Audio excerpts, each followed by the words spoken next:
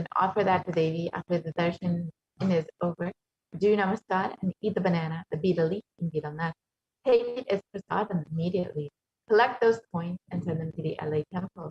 This betel leaf, betel nut may look too small, but in a few days you will see how much it adds to your sentiment that really she is there.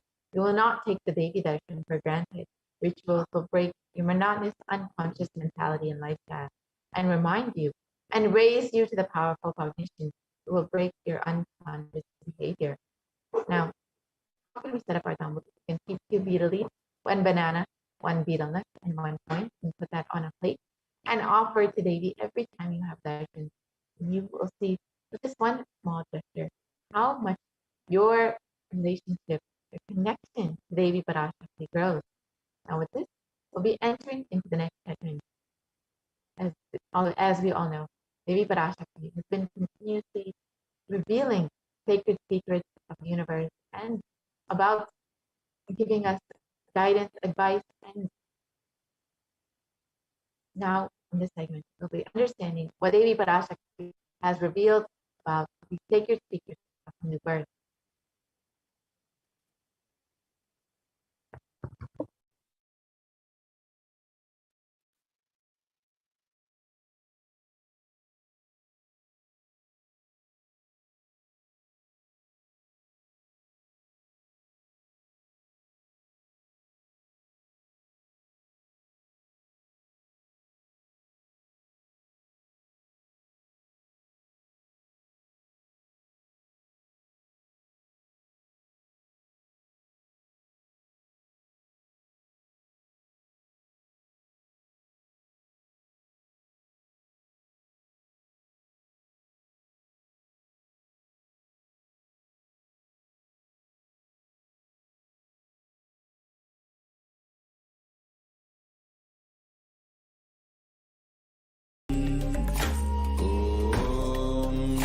Nithyananda Paramashivoham. Om Nithyananda Paramashivoham. Om Nithyananda Paramashivoham. Om Nithyananda Paramashivoham. Om Nithyananda Paramashivoham. Om Nithyananda Paramashivoham. Om Nithyananda Paramashivoham. Om Nithyananda Paramashivoham. Om Nithyananda Paramashivoham. Om Nithyananda Paramashivoham. Om Nithyananda Paramashivoham. Om Nithyananda Paramashivoham.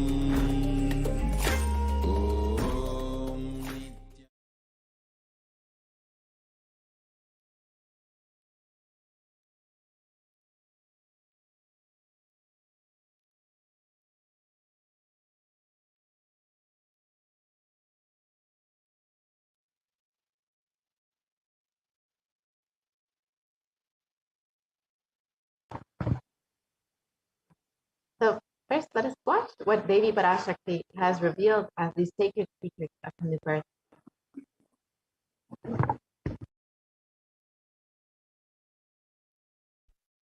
நன்றாய் கேட்டுக்கொள். உன் கேள்விக்கு உன்மூலமாய் உலகெங்கும் இருக்கும் இந்துக்கள் எல்லோர்க்கும் அளிக்கின்றேன் உத்திரம். கேட்டு வாழ்ந்தால் உங்கள் வாழ்க்கை பத்திரம். நன்றாய் கேளுங்கள். பிறப்பின் ரகசியத்தை பிறப்பிலா பெருமை உடைய பரமேஸ்வரி சொல்லுகின்றேன் கேளுங்கள்.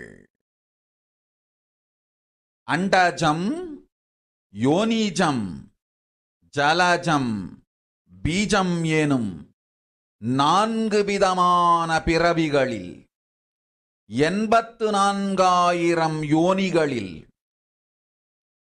பிறக்கும் பிறப்புகளிலேயே பெருமை வாய்ந்ததும் உத்தமமானதும் மனிதப் பிறவி. அந்த மனிதப் பிறவியிலும் பலமுறை பிறந்து உழன்று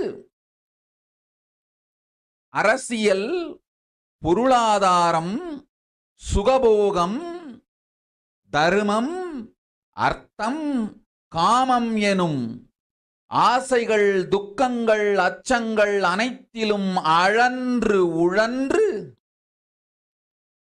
இனி வேண்டாம் இப்பிறவி, வேண்டுவது மோட்சமே என்று முடிவெடுத்தோர்க்கு மட்டுமே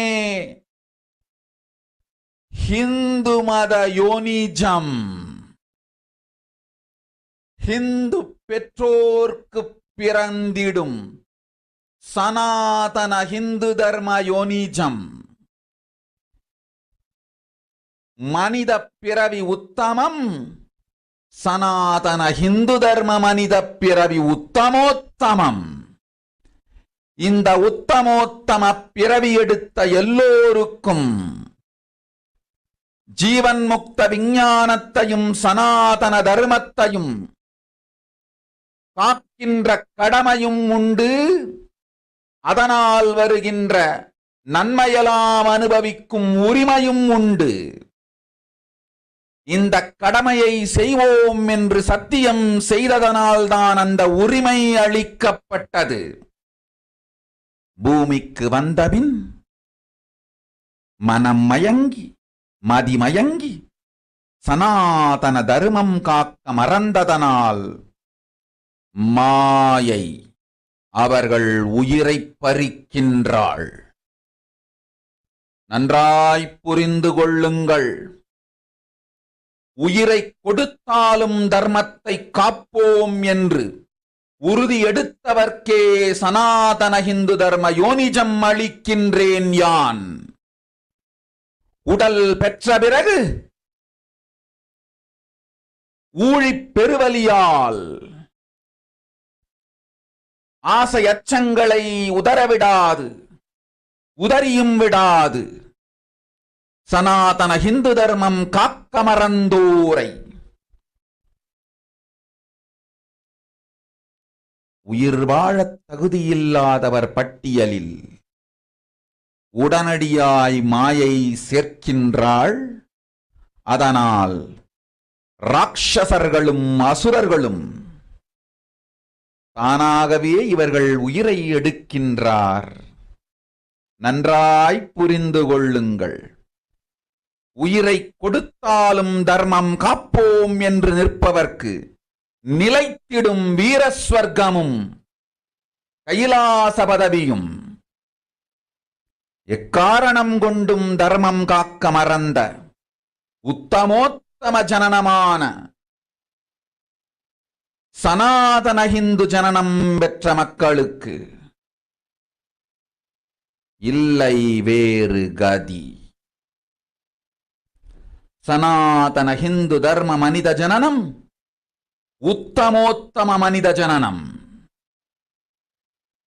உங்கள் உரிமை உலகில் அதிகம், உங்களுக்கு கடமையும் உலகில் பெரிது.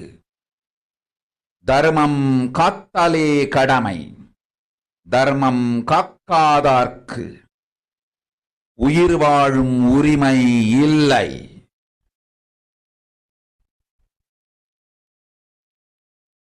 நன்றாய் புரிந்து கொள்ளுங்கள்.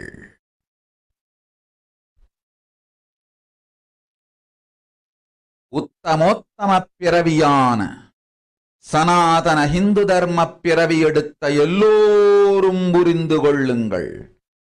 உங்கள் வாழ்வின் முதற்கடமை தர்மம் காத்தல். தர்மம் காக்க தர்மம் உங்களை காக்கும். சனாதன ஹிந்து தர்மம் காக்க மறந்திட்டால் வாழும் உரிமையை நீங்கள் இழந்து விடுகின்றீர்கள். அதற்கு மேல் வாழ்ந்தென்ன அழிந்தென்ன? பூமிக்கு பாரம் குறையட்டும் என்று அசுரர்களும் ராட்சதர்களும் உங்களை உண்டு தீர்க்கின்றார்கள். அதையும் மாயை கண்டு சும்மாவிருப்பாள்.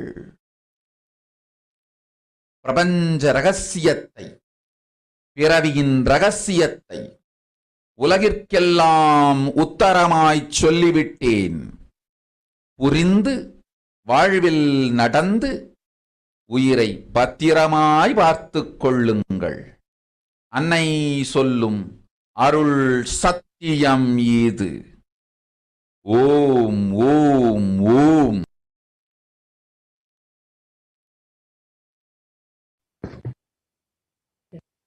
Now let us look at Devi Parashakti's நன்றாய் into Devi revealed. Listen, Andajam, Yonijam, Jalajam, Bijam. Like this, in 4 types of birth, in 84 lakh yonis, in all of these births, the most greatest birth of them all is the human birth.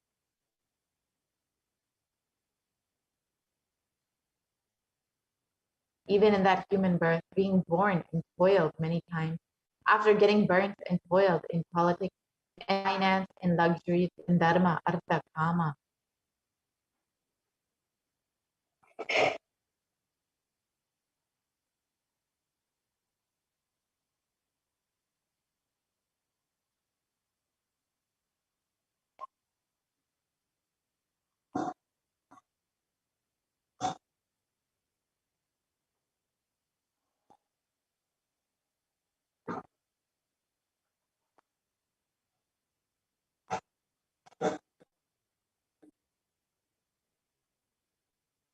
And those who decide of not wanting this birth, wanting only moksha, only those will have Hindu dharma yonikam, the Sanatana Hindu dharma yonikam, of being born to Hindu parents.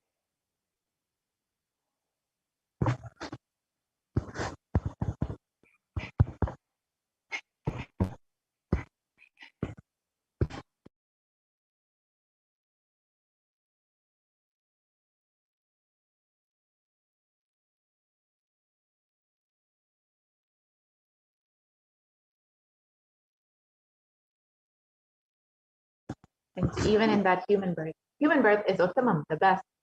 Sanatana Hindu Dharma human birth is Uttamottama, the best of the best.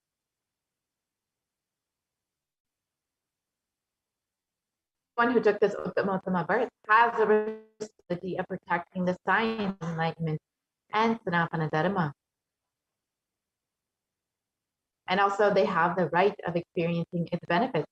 This right was given to them because of their commitment given by them to do this responsibility. After coming to Bhuloka, by getting mentally deluded and forgetting the dharma of protecting Sanatana Hindu Dharma, Maya, she is taking away all their souls. Understand carefully, I'm giving the Sanatana Hindu Dharma Yonijam only for those who gave the commitment of protecting Sanatana Dharma, even by giving their life.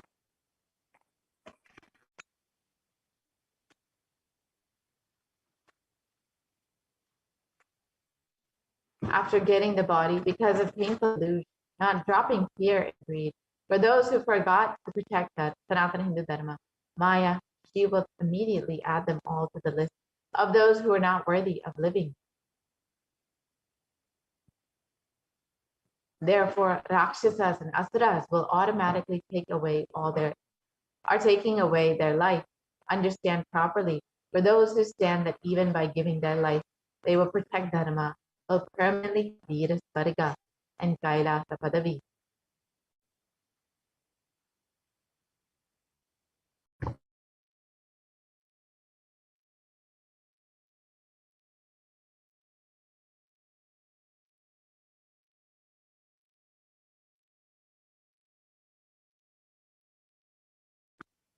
For any reason, people who forgot to protect Dharma have the Uttamottama birth of Sanatana Hindu birth. There is no other way for them.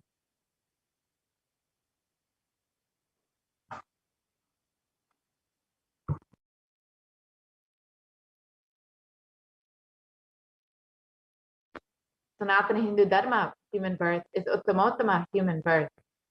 Your rights in this world are immense. Also, your responsibility in this world is large. Protecting Dharma is responsibility. Those who do not protect Dharma, they do not have the right to live. Understand properly, all those who took the Uttamottama birth, which is Sanatana Hindu birth, is all of you understand. The first responsibility of your life is protecting Dharma.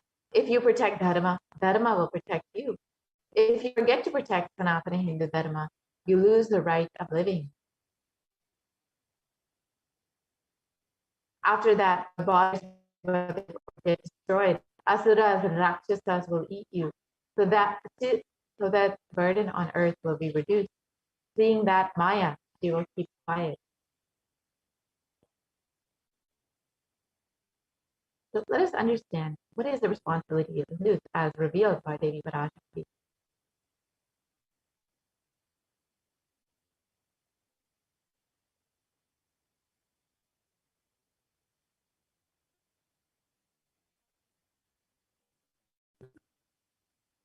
Hinduism represents the world's most ancient yet progressive indigenous spiritual tradition.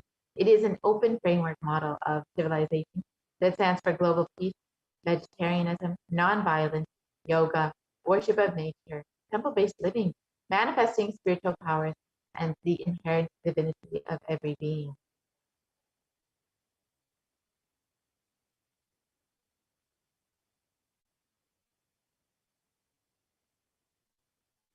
The Hindu nations were ecosystems where more and more enlightened beings could be produced. That enlightened civilization could be kept alive, and its great gifts shared with the world.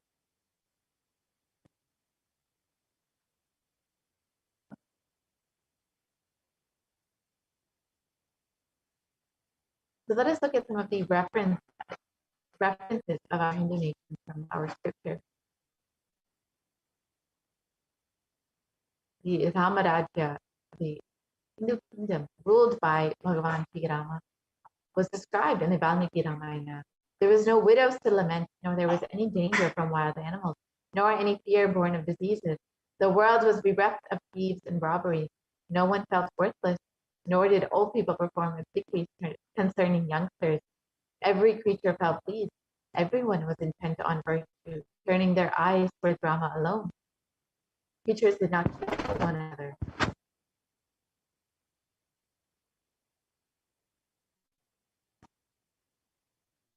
And the description continues on.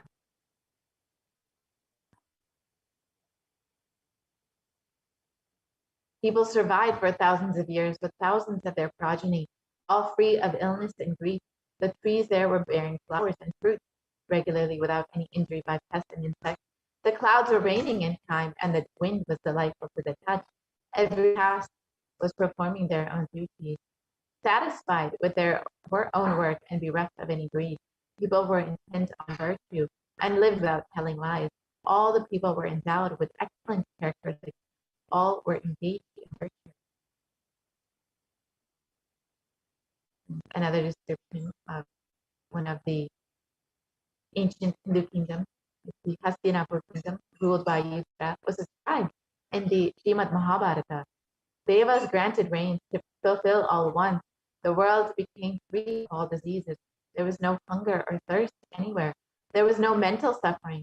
Those without livelihood were given livelihood, and there was abundance all around. There was no worldly worries left for anyone, and there was no cause for fear either. Happiness on earth was in fact even greater than in heaven. And the Hindu nations had so much to contribute in every single field, whether it's the field of enlightenment, health, medicine, art, science, technology, aviation, dance and music, clothes and jewelry, social systems, judicial systems, political systems, legal systems. Hindu nations contributed in every field and gave breakthroughs in every field. So over the course of 1,000 years, our Hindu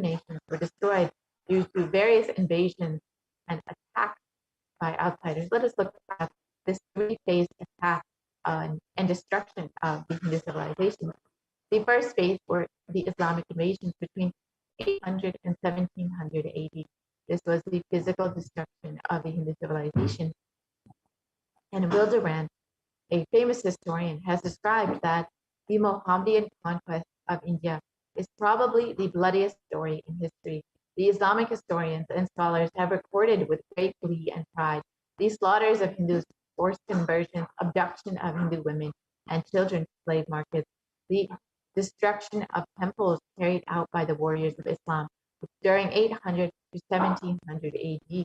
Millions of Hindus were converted to Islam by sword, and during this period, and millions more were raped and murdered and dismembered.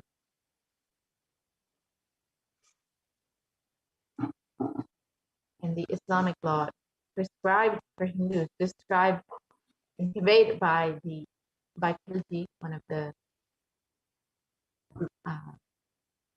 invaders, has described that Hindus are like mud.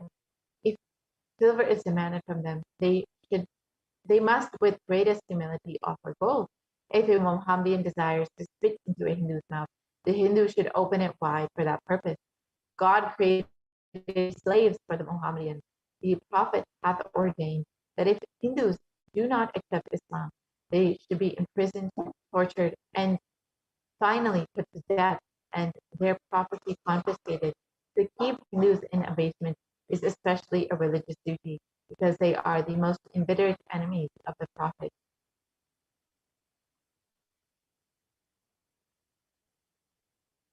And during the Islamic invasions, over 200 million Hindus were slaughtered by Muslim invaders. Over 100,000 temples were destroyed, and over 1 million deities and sculptures were destroyed. And the description of these invaders, the conquering enemies burnt villages and devastated the land, plundered people's wealth. We can go back to the previous slide, please.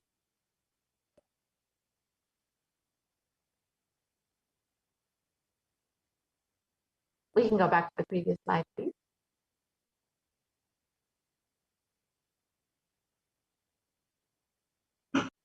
Yes, and the description of this invasion, the conquering enemies burned villages, devastated the land, plundered people's wealth, took Brahmins and children and women of all classes captive, tied them with thongs of raw hide, carried a moving prison with them, and converted the prisoners into obsequious Turks. You can see how barbaric and brutal the Islamic invasions were. Next came the British occupation, next phase of the destruction of our Hindu civilization. This was between 1700 and 1947 AD till Indian independence. And this was the economic and psychological destruction of the Hindu civilization. Durant again has described, I have seen a great people starving to death before my eyes, and I am convinced that this exhaustion and starvation are due not, as their beneficiaries claim, to overpopulation and superstition, but to the most sordid and criminal exploitation of one nation by another in all recorded history.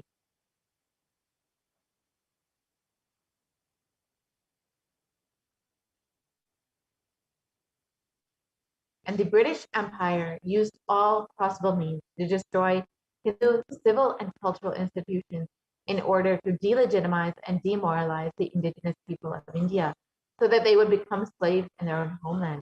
This included discriminatory laws to instill feelings of racial inferiority, engineering artificial famines to starve natives into submission, annexing Hindu kingdoms to undermine the Hindu rule, mistranslating Hindu scriptures to instill anti-Hindu narratives, destroying the indigenous Gurukul education, which was the backbone of the Hindu civilization, destroying the local industries and forcing importation of British goods, and banning Indians from owning any firearms or producing any firearms.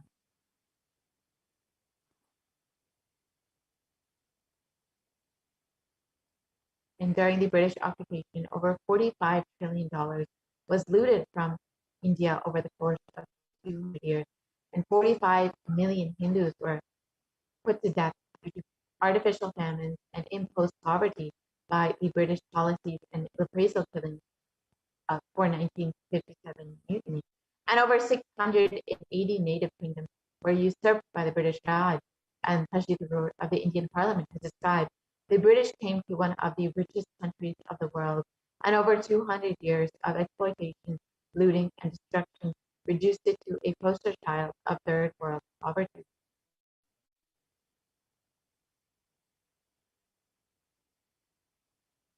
The next phase of the destruction of the Hindu civilization came with the secularization of India.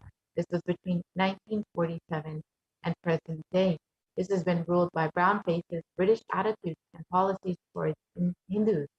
And Nehru, the first Prime Minister of India, has described what a disgusting, savage people we are. Politics, progress, communism, science, socialism. Where are they before this black religious savagery? India can never be a Hindu republic.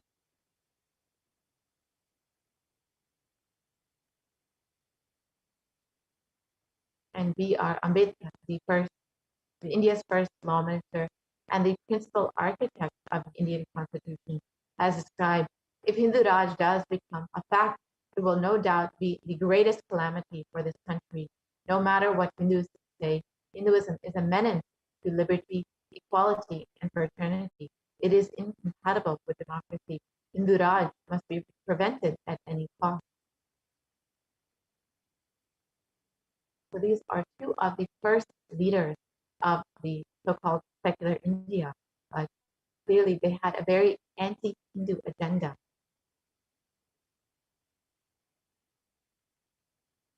And the modern Indian legal system, academia, and media all systematically undermine, suppress, and delegitimize the Hindu institution and culture. And they've done this through various methods.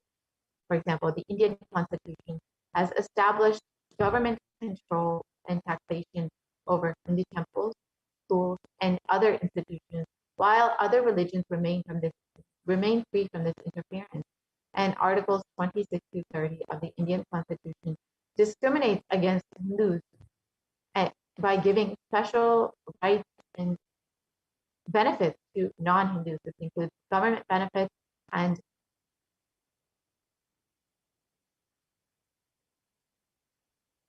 scholarship. And the Hindu kingdoms and governance has been abolished in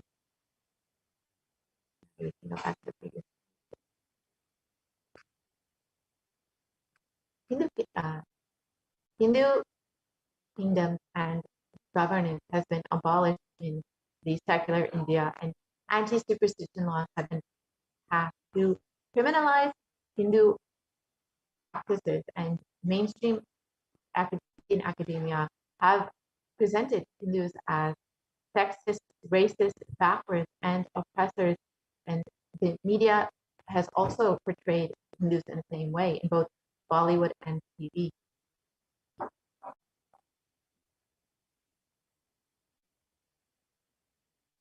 And media narratives have been used to stereotype and demoralize Hindus.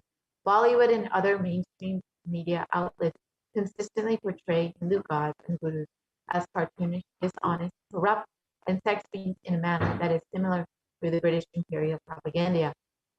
Media narratives have been used to shape human consciousness and further political agenda. Racist British colonial stereotypes portraying Hindus as superstitious, backwards, dishonest, and corrupt has been perpetuated by their British brown successors in modern day India, completely unabated. Here you can see some of the examples of how Hindus and Hindu gods and gurus have been portrayed in the media. So now let us look at the revival of the Hindu nation, as it is the responsibility of Hindus as described by Devi Parashakti.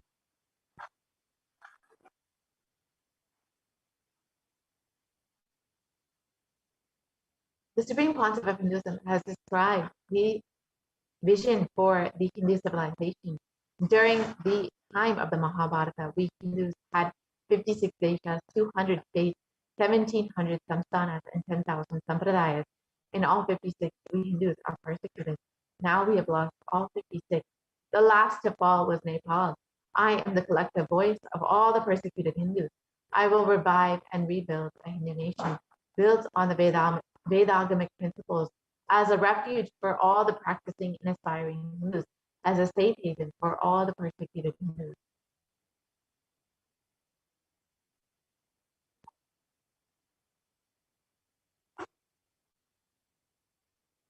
And this revival of Kailasa, the Hindu nation, is for reviving the whole life of enlightened civilization and all the great things that it has to offer to the world, bringing legitimacy to all the offerings Sanatana Hindu Dharma has, and by sharing it with the whole world is the purpose of this Kailasa, the Hindu nation.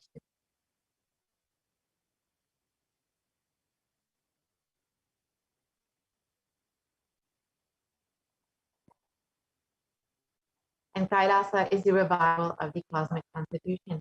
Kailasa is the model nation of how enlightened civilization should be living and administered. Politics, judiciary, education, economy, everything will be revived as Paramashiva revealed in the Vedagamic scriptures, the Sanatana Hindu Dharma scriptures.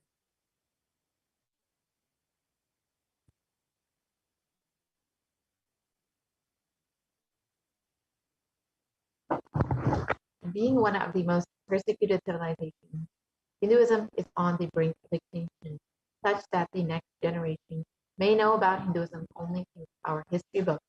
So what can we do to stand up for our Hindu civilization and all that it has offered to the world?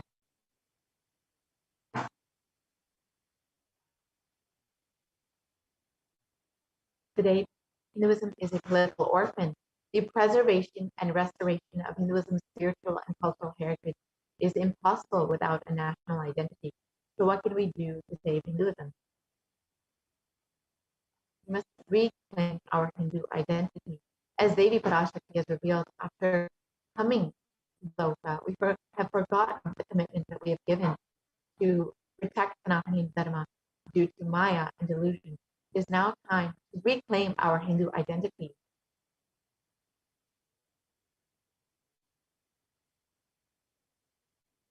We need to understand that Hinduism is responsible for our successful life. If we are Hindus and we are healthy, wealthy, rich, successful, peaceful, happy, respectable, have a stable family life, have the best mental setup, we need to understand that Hinduism is responsible. Our Hindu identity is responsible. Our Hindu scriptures are responsible. If it is the Hindu scriptures which have given us the best mental setup, all the best things that we have, our Hindu scriptures are responsible.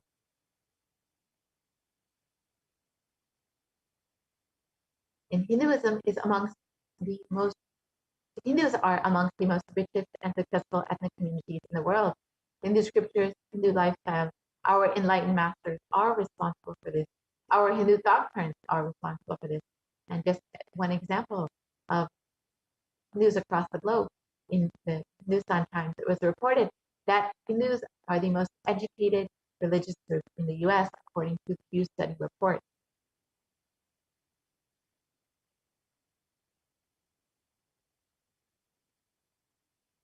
So it is now time to reclaim our Hindu identity. It is not just the anti-Hindu elements being active. It is the responsible Hindus being inactive that is responsible for this whole destruction of Hinduism.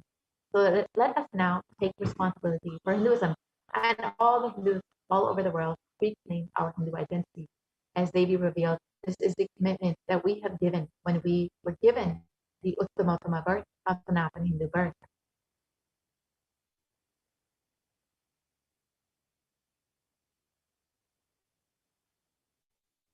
Let us understand a little bit more about the responsibility of Hindus as revealed by Devi Parashakti.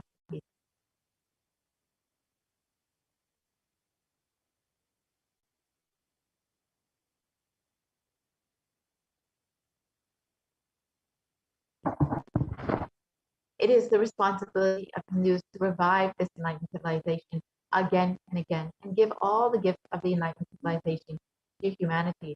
The revival of the enlightened civilization, the Kailasa, the Hindu nation, is the survival need of humanity.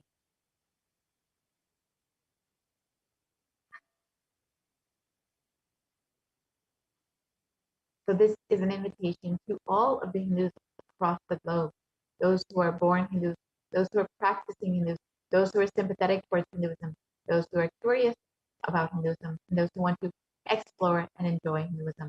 Please come and become a part of the survival of Kailasa, the only Hindu nation.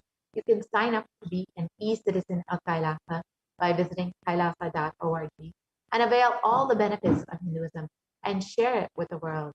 Now with this, let us watch what the Supreme Pontiff of Hinduism has revealed as a need for this Kailasa, the only Hindu nation.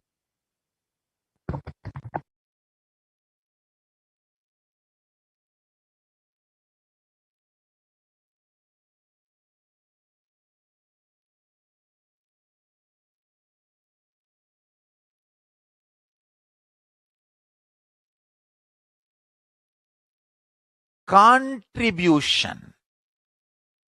Hinduism, Veda Agamas have great things to contribute to the world. Like the great power manifestation science, the ancient culture and arts, the ancient lifestyle truths, the ancient medical practices and medicinal knowledge, the ancient indigenous cultural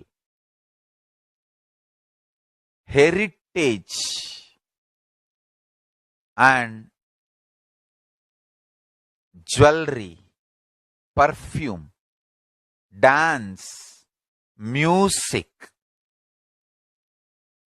in every level, Hinduism has so much to contribute. Veda Agamic traditions have so much to contribute. To share all this with the world, to contribute to the world.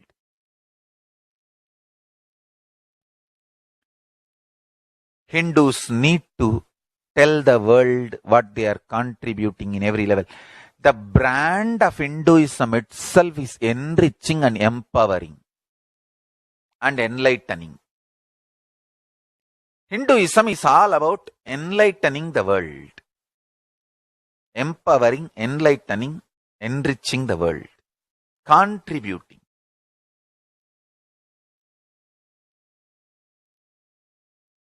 That is our spiritual life. That is our spiritual strength. That is our spiritual core principle. O humanity, I request you with folded hands, some one corner of the world, if you just give me few hundred acres, I will keep this whole science alive. Leave it for the whole humanity freely. Fortunately, Paramashiva has given me the power to decode all this Hindu medicinal system, Hindu judiciary system, Hindu social law and order system, Hindu power manifestation system, Hindu mental sciences system, Hindu yogic sciences, the sciences of Hindu biology, Hindu physics, Hindu psychology, Hindu physiology, Hindu chemistry, all this Paramashiva has given me the power to decode. Whatever the remaining scriptures are available with the humanity, Paramashiva has blessed me, and I have collected, not only I have collected and organized, I can decode. This whole science can be kept alive in any one corner of the world. Just few hundred acres are given for me to live peacefully and exist peacefully. I can store this whole thing alive and contribute it to humanity. Humanity can become better and better, I can make the planet Earth so much better place to live. I am here to contribute, and I will continue to contribute.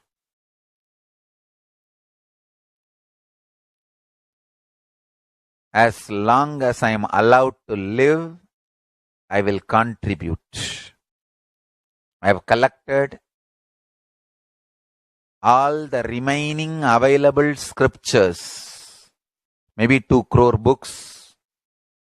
2 crore means 20 million, I think, books on Hindu physics, Hindu chemistry, Hindu biology, Hindu physiology, Hindu psychology, Hindu law and order, Hindu social system, the power manifestation sciences of Hinduism, yogic sciences of Hinduism.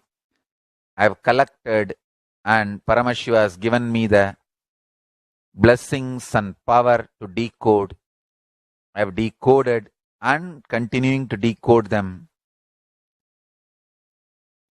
If the humanity, somebody is kind enough to give me few hundred acres in one corner of the world and let me live peacefully, I can keep all the scriptures there and go on sharing with the world, revealing these whole sciences to the world, and go on contributing. I don't need anything other than 1 cup of curd rice every day. That's all. A cup of curd rice per day, over. I can go on be giving this to the world. I can add to the world. I can make the world better place to live.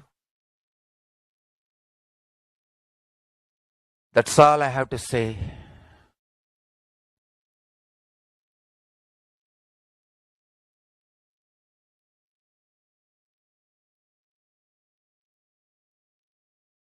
Thousands of medicines are described detail in ancient Siddha and Ayurvedic scriptures. Paramashiva has given me the power to decode them, read them, and properly translate and map them to the modern day human language. And I am ready to work 20 hours a day. I just need few hundred acres where I can sit peacefully and keep this library, run a Gurukul where thousands of people can learn this and share it with the world. Understand?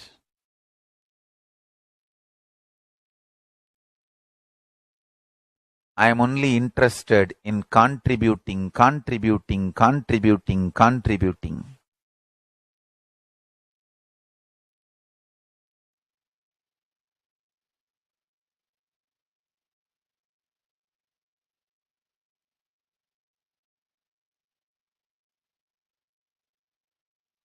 If we can decode all this great knowledge, whole world can prosper from this knowledge. Whole world can enjoy from this knowledge. If I prosper, I will only create a university. I will not create anything else. If the Hindus prosper, they will only create education institutions. Because Hinduism is all about giving, contributing. If I prosper, I'll create university, that's all. Kailasa is all about university, to decode the ancient sciences and share with the world.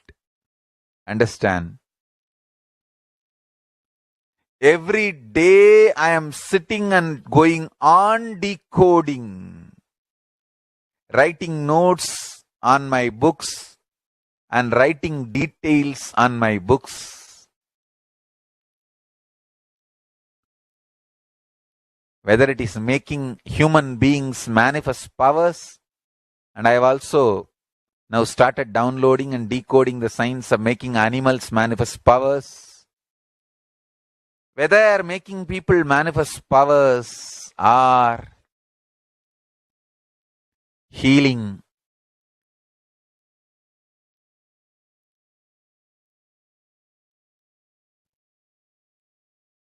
In every level, life is all about contribution, contribution, contribution.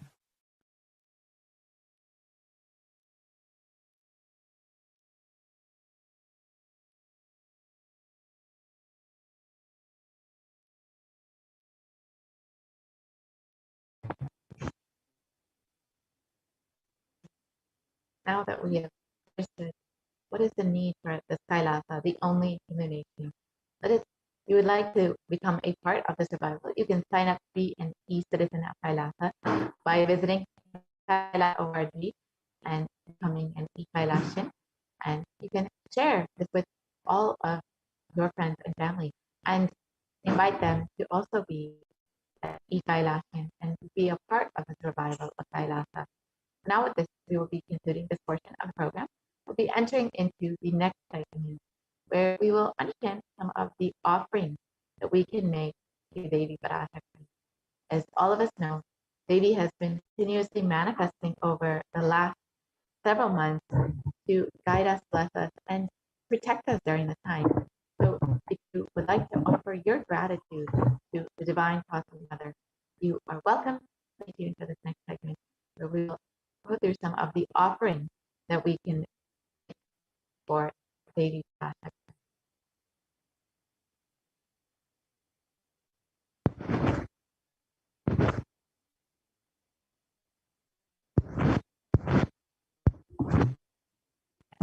And most recently, Devi revealed in one Akashic reading that when you are having the intention to make an offering, when you even have the intention, it is because the divine has given you that blessing. Devi Swamiji has given you that intention to even make an offering. And you will only be given that intention when the divine, when Devi, when Swamiji are ready to shower upon you, to shower their grace, love, and blessings upon you. So now, if you're having this intention to make an offering, you should celebrate this intention, and you can stay tuned for this next segment and understand how to make your offering.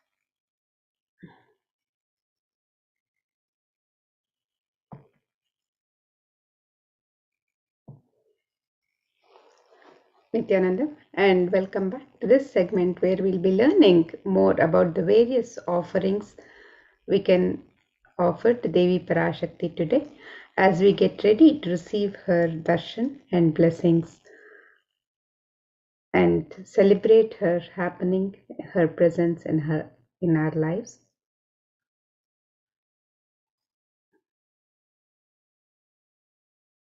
And in the Hindu tradition, the offerings are a pure gift of love, devotion, and oneness, and it consists of the sacred sentiments of the devotee to the divine. And when the divine accepts what one offers, the offering becomes complete. The offerings are not made out of fear or greed. It is just an expression of the pure love and devotion for the divine. And when an avatar lands, the offerings are purely a part of the grand Leela played out only for the purpose of enlightenment.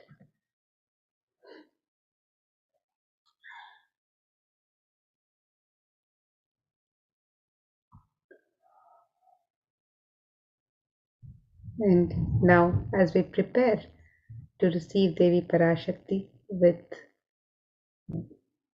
the best that we have to offer, our favorite offerings to Devi Parashakti, let us also contemplate on the grace and splendor, the beauty of Devi Parashakti as described in the Dhyana Shloka. This Dhyana Shloka is from the Moola Agama Manonmani Dhyana. This verse says, Induni bhaveda karavani nayanam syat pankajavaraabhaya japakshasarayuktam angahimabhushana vichitravasanam syat tungamakutojvala manonmani swarupam. The translation of this verse, it says, moon-like face holding Veda, books on hand, fire in eyes with lotus flower gracing in blessing hands and one hand with Japamala, beautifully decorated with jeweled ornaments in wonderful clothes and shining crown. Her name is Manonmani.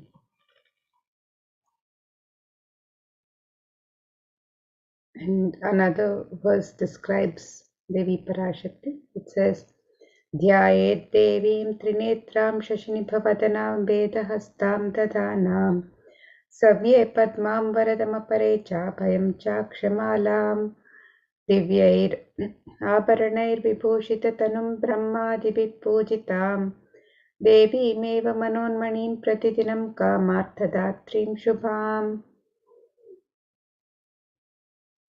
The translation of this verse, it says, I meditate on Devi with 3 eyes, glowing like a moon and holding the Veda, lotus and gracing with blessing and gracing hands. She is wearing beautiful ornaments and she is worshipped by Brahma and other many gods and showers auspicious boons for all actions every day.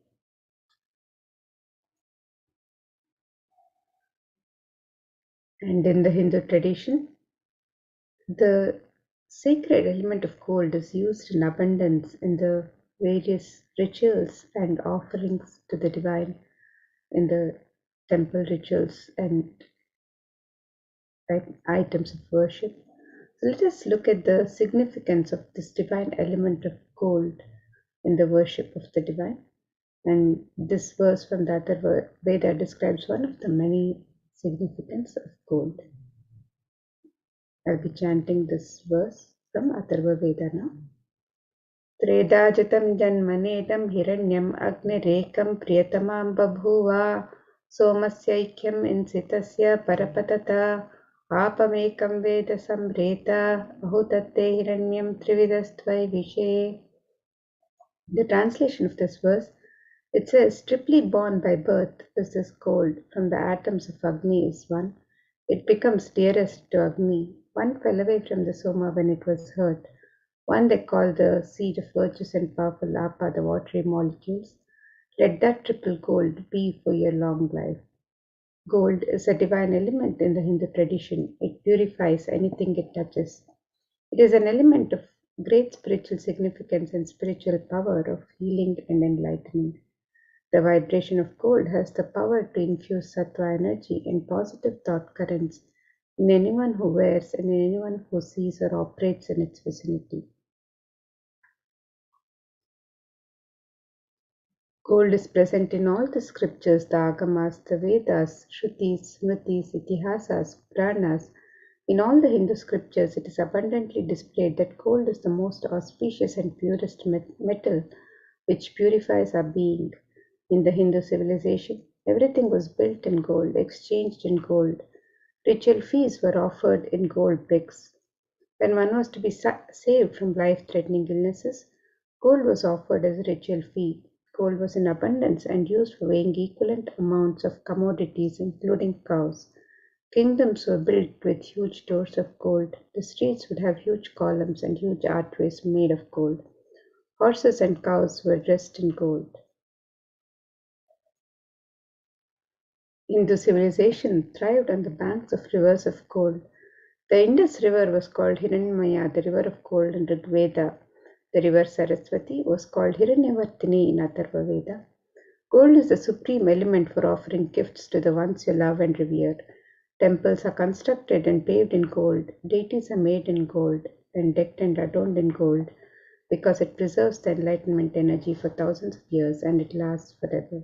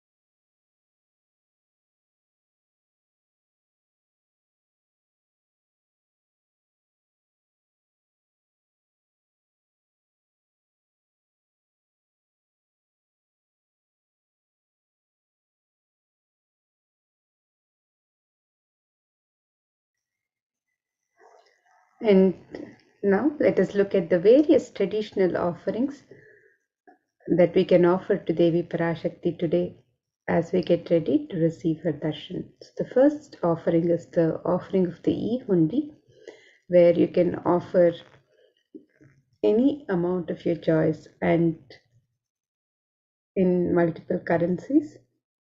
And Devi is described as Bhakti Priya, the one who is fond of true devotion. So let us look at this verse which describes Devi's love for true devotion.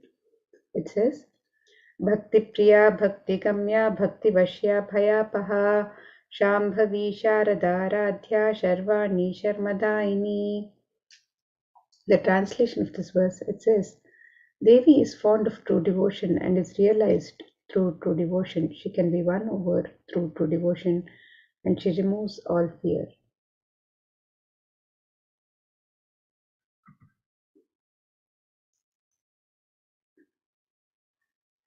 If there's any fear in the minds of devotees, Devi is sure to remove that fear. It is stated that Devi likes to be worshipped in autumn, and here it is meant the autumn of our lives when our thoughts turn more and more inwards. The role of the divine is known and understood clearly. The need for Devi worship then becomes stronger.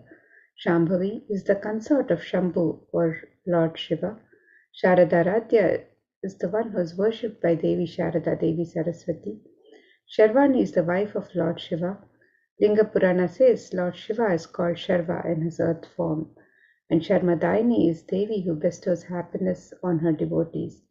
And you can offer your gratitude and devotion to Devi Parashakti by offering your karnika, your token of gratitude, in the e-hundi in any amount and multiple currencies. And the e-hundi is similar to the hundi offerings in the temples, where the devotee can offer any token of gratitude of their choice. So today, as you get ready to receive Devi Parashakti, you can make your e-hundi offerings on the website www.kailasamailer.com/sevas. And the next offering to Devi Parashakti is the offering of the Sankalpa chanting. And this verse from Devi Mahatmya, chapter 12, verse 34 describes, Tayaitan mohyate vishwam shaiva vishwam prasuyate saya chittaja vijanam tushtarudim prayaschati. The translation of this verse, it says, the goddess enchants this universe and she herself gives birth to this universe. That goddess being prayed without interest in anything gives that knowledge that leads to salvation and gives wealth in the materialistic sense. You can make the offering of the Sankalpa, the conscious resolution to Devi Parashakti, and be blessed with all the fruition of the desires and wishes that you're yearning for. can make this offering of the Sankalpa chanting on the website www.kailasamailer.com/sevas.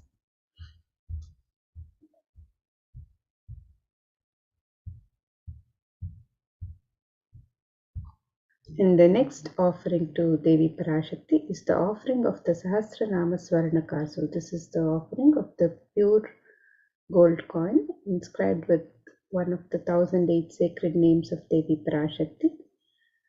And Devi is described as Nama Parayana Prita, she who likes the repetition of her various names.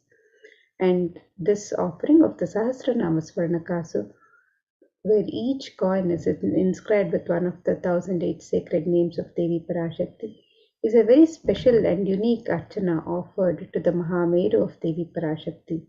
And when you make this offering with each coin inscribed with the 1008 sacred names, which describe the Ananta Kalyana Gunas, the very divine qualities of Devi Parashakti, you are blessed to imbibe those very same divine qualities of Devi Parashakti herself. So you can make this offering of the Sahasranama Swarnakasu, the pure gold coin inscribed with the 1008 sacred names of Devi Parashakti. You can make this offering in 3 different denominations and any number of coins as you wish to offer. And you can make the offerings on the website www.kailasamailer.com/sevas.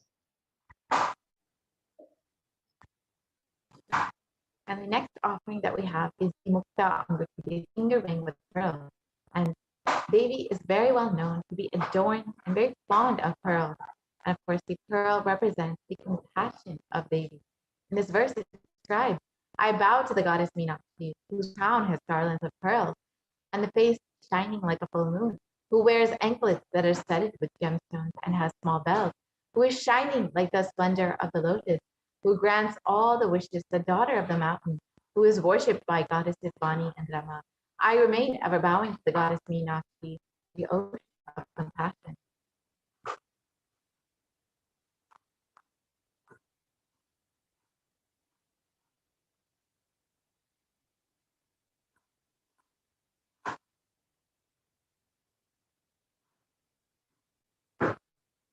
So you can offer this Mukta Anguti finger ring with a pearl to Devi Parashakti and receive. You can stop the screen here.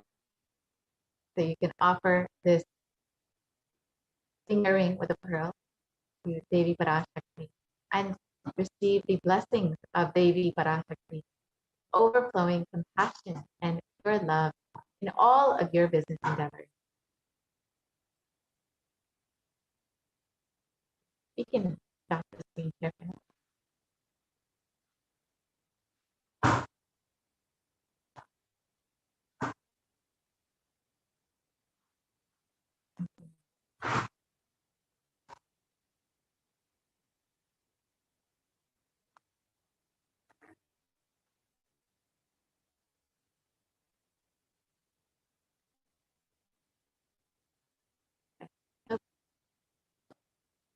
So let's now look at the next offering that we have available.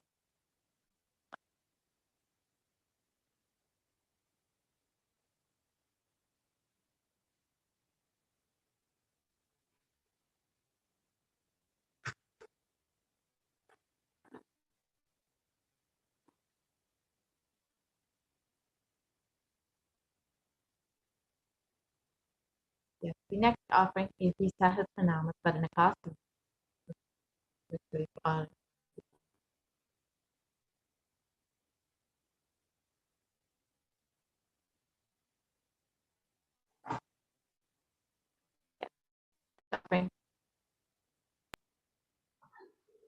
Yes, the next offering to Devi Parashakti is the offering of the Swarna Padma Pushpa, the gold lotus flower. And the gold lotus is a sacred offering in the Hindu tradition and is used in the worship of the divine, and it has many significance in the worship of the divine. One of the verses from the Kamika Agama describes the significance of the gold lotus, and this verse says, अष्टविद्येश्वरोपेत कुम्भावर्णसंयुतं सर्वे ससूत्रवस्त्राद्य हेमपङ्कजभूषिताः सपितनः सकुरच्चश्च पक्वबिल्वफलप्रभा स्नपनध्याय संसिद्धा प्रमाणेन समन्विताः. The translation of this verse, it says, all the kalashas should be wound around with suitable thread and covered with a new cloth. They should be adorned with the lotus flower made of gold. And there are hundreds of scriptural references for using the lotus in the worship of Paramashiva. Almost everything in the worship of the ultimate involving the consecration of deities of worship or meditating on the mudras or asanas used during worship involves the lotus flower, the lotus leaf, the lotus pericarp, the lotus petals. The lotus is a divine flower in the Hindu tradition. The Shakti of Paramashiva is also called a lotus. The base of the Paramashiva linga is a lotus. The disciple of Paramashiva is also considered a lotus, the one who is about to bloom. So you can make the offering of the gold lotus in any of 3 different sizes and be blessed to have the state, space, powers and being of Devi Parashakti in your inner space amidst any and every adverse situations in life.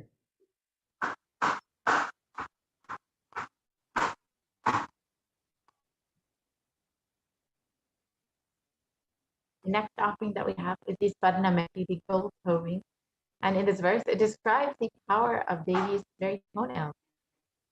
States, you whose brightness from the toenails destroy the ignorance in the minds of your devotees, who prostrate at your feet.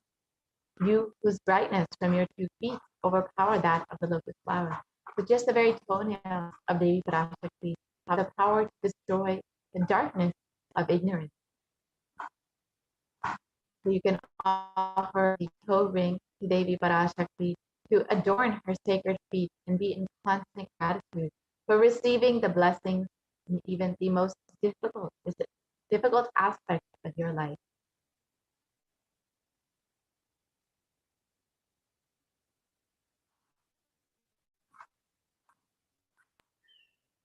And the next offering to Devi Parashakti is the offering of the Swarna Mangtika, the gold hairline jewelry.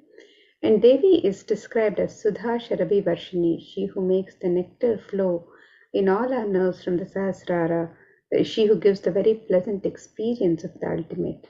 And the Swarna Mangtika represents the nectar overflowing from the Sahasrara chakra, which is fully opened with the sacred sentiment of gratitude. And you can make the offering of the Swarna Mangtika, the gold hairline jewelry to Devi Parashakti, and receive the blessings of achieving the blissful state of overflowing gratitude and the space of complete completion. And you can make this offering on the website www.kailasamailer.com/sevas.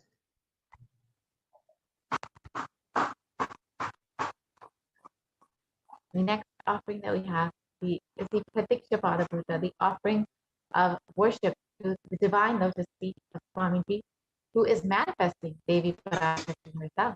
And in this verse from Saundarya Lahari, in Shloka 83, it describes that the toenails have been sharpened by constantly being touched by the crowns of the celestial beings, who always prostrate before Devi. Tamoguna darkness in this Stotram summit is indicative of the ignorance in the minds of the devotees, and by constantly prostrating before Devi, their ignorance is removed and they attain the ultimate knowledge. We can offer the Pratikshapada Puja to Swamiji, manifesting Devi Parashakti, and be blessed to remove all the ignorance and attain the ultimate knowledge of enlightenment.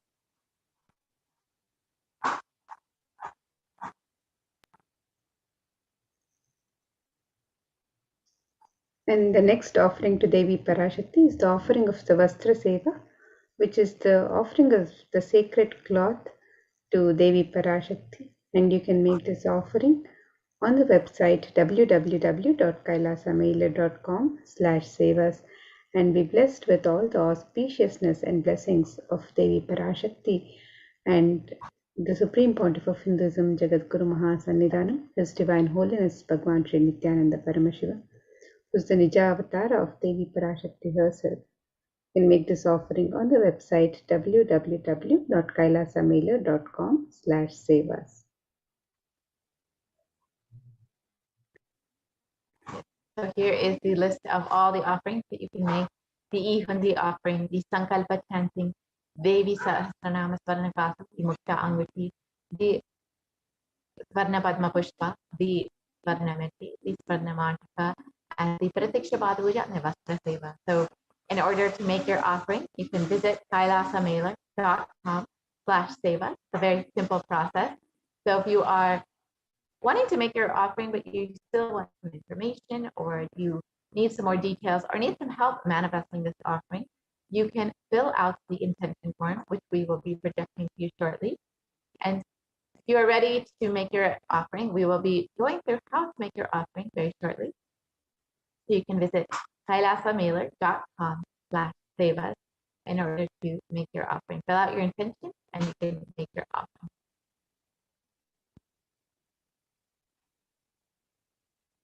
Once you're done making your offering, you can also fill out the Sankalpa form directly through the website.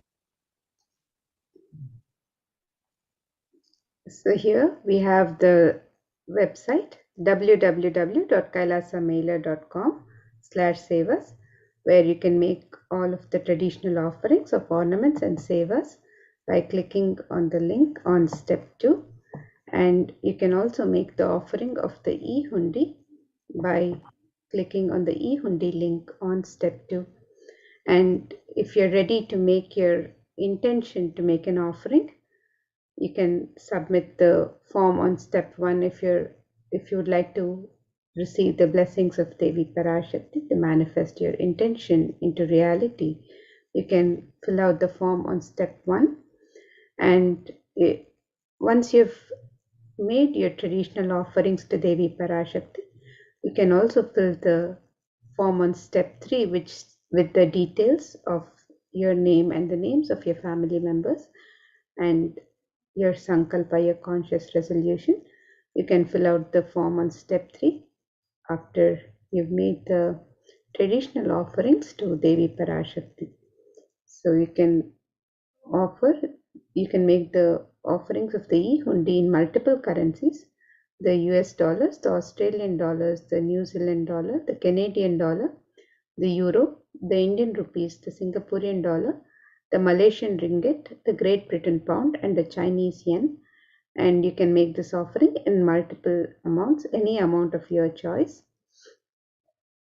And you can also make the traditional offerings of the ornaments and sevas to Devi Parashakti on this website, where you can offer the Sankalpa chanting, the conscious resolution, the Devi Sahasranama Swarnakasu, which is the pure gold coin, each coin inscribed with one of the 1008 sacred names of Devi Parashakti. This offering can be made in 3 different denominations and any number of coins. The Mukta Anguti, which is the gold finger ring embedded with pearl. This offering can be made in 3 different sizes.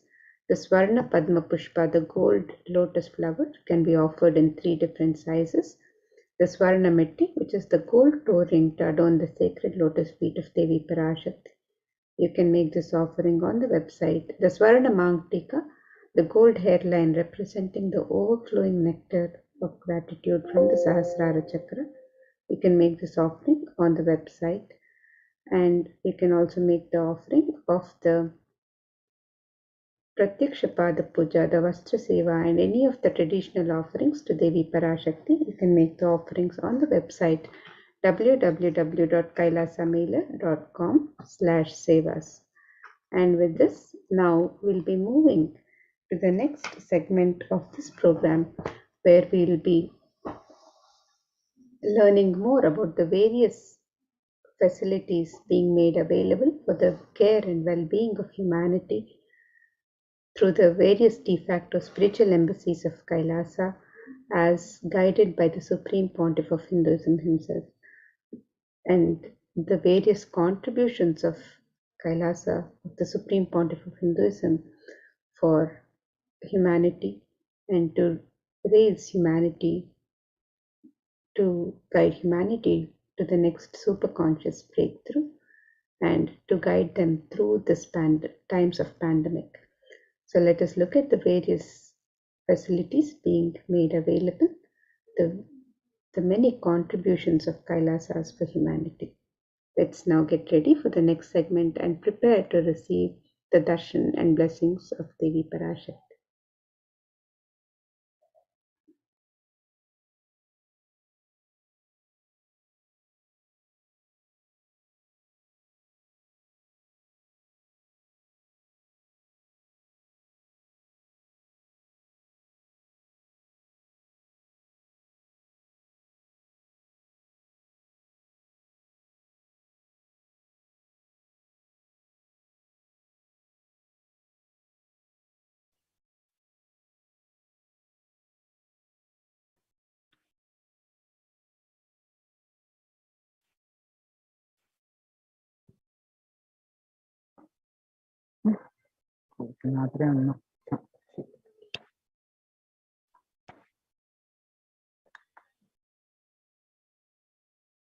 Nithyanandam, everyone.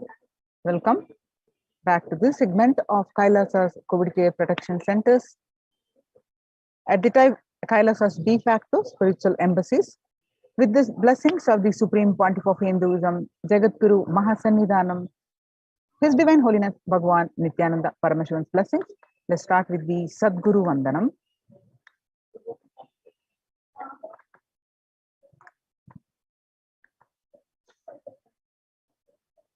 Nithyanandam Paramasugadam Kevalam Jnanamurtim Dvandvatitam Gagana Chadusham Tattvamasya Ekam Nityam Vimalamachalam Sarvadi Sakshibhutam Bhavatitam Trigunarahitam Sadgurum Tam Namami.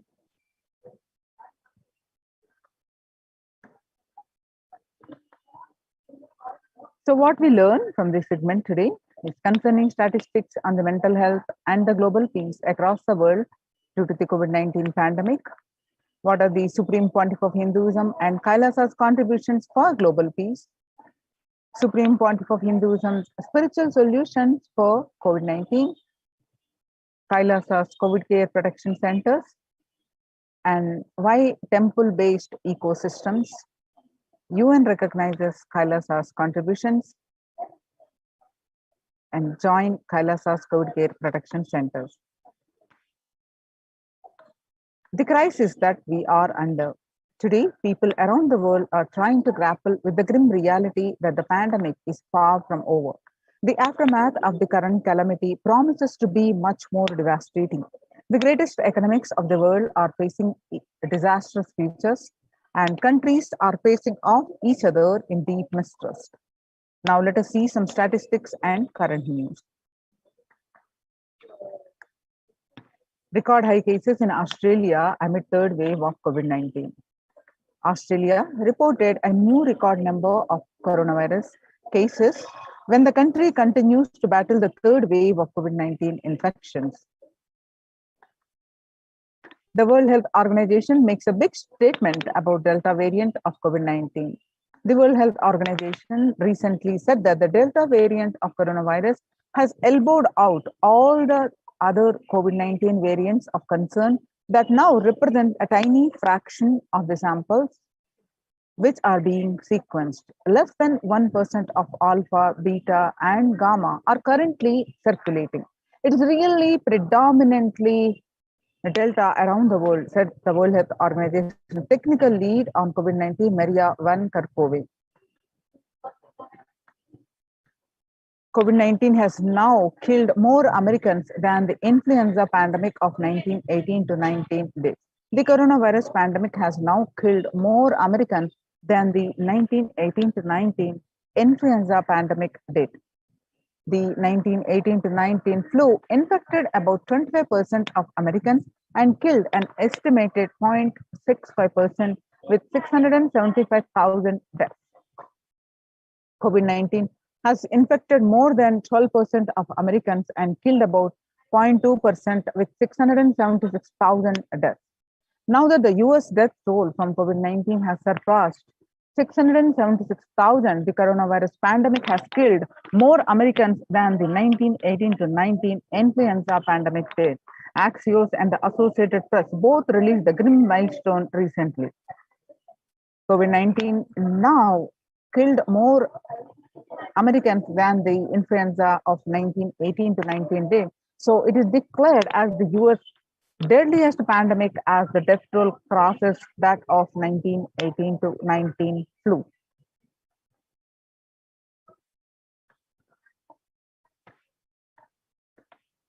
People infected with alpha variant exhales 100 times more virus into the air than original COVID strain.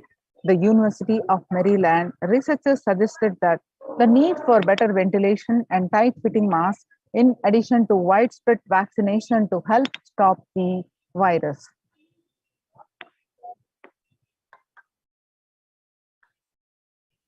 Six-feet distance may not be enough to prevent viral transmission indoors. According to a study, the physical distancing of 2 meters, about 6.5 feet, may not be enough to sufficiently prevent transmission of virus carrying airborne aerosols indoors, according to a study. COVID-19 Delta variant is still the most concerning, says the World Health Organization's experts. COVID-19 pandemic is nowhere under control in the United States, says the Chief Medical Advisor, Mr. Anthony Fauci. He said, right now, we are still in pandemic mode because we have 160,000 new infections a day. That's not even modestly in good control. In an interview with Axios, the US has reported 40 million cases of COVID-19 since the outbreak of the virus, with over 4 million infections adding up in the past few weeks. The increase in COVID cases comes as the US administration earlier this month announced that it is planning to provide better booster shots of the virus vaccine as the Delta variant has become dominant in the nation and is wreaking havoc. The surge in Delta variants is driven by the low vaccination coverage in many communities across the US, according to the US Center for Disease Control and Prevention. In the country of our size, you can be hanging around and having 100,000 infections a day. You've got to get well below 10,000 before you start feeling comfortable, Mr. Fauci said.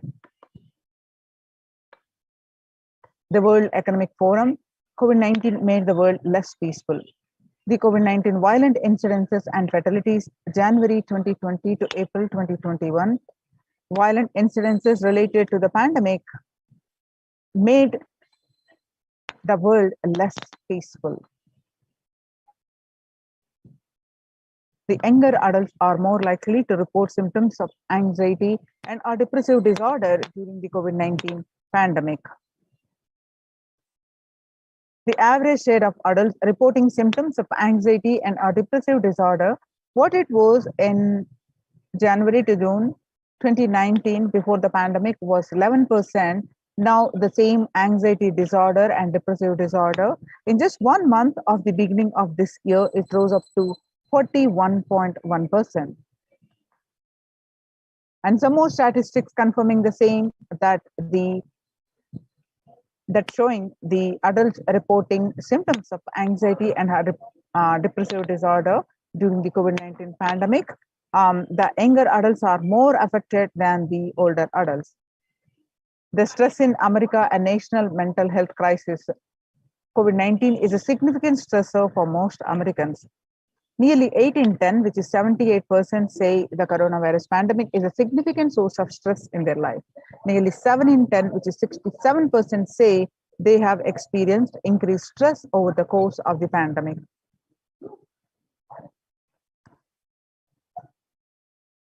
COVID-19 could exacerbate doctors' existing mental health burden. Of the health workers who treated patients during the COVID-19 outbreak, 50% showed signs of depression and 45% showed signs of anxiety, according to preliminary research. Self-reported mental health among pregnant women and new mothers. Before the COVID-19 pandemic, depression was 15%, and now during the pandemic, it rose up to 40.7%. And anxiety was 29% before the pandemic, and now it rose up to 72%.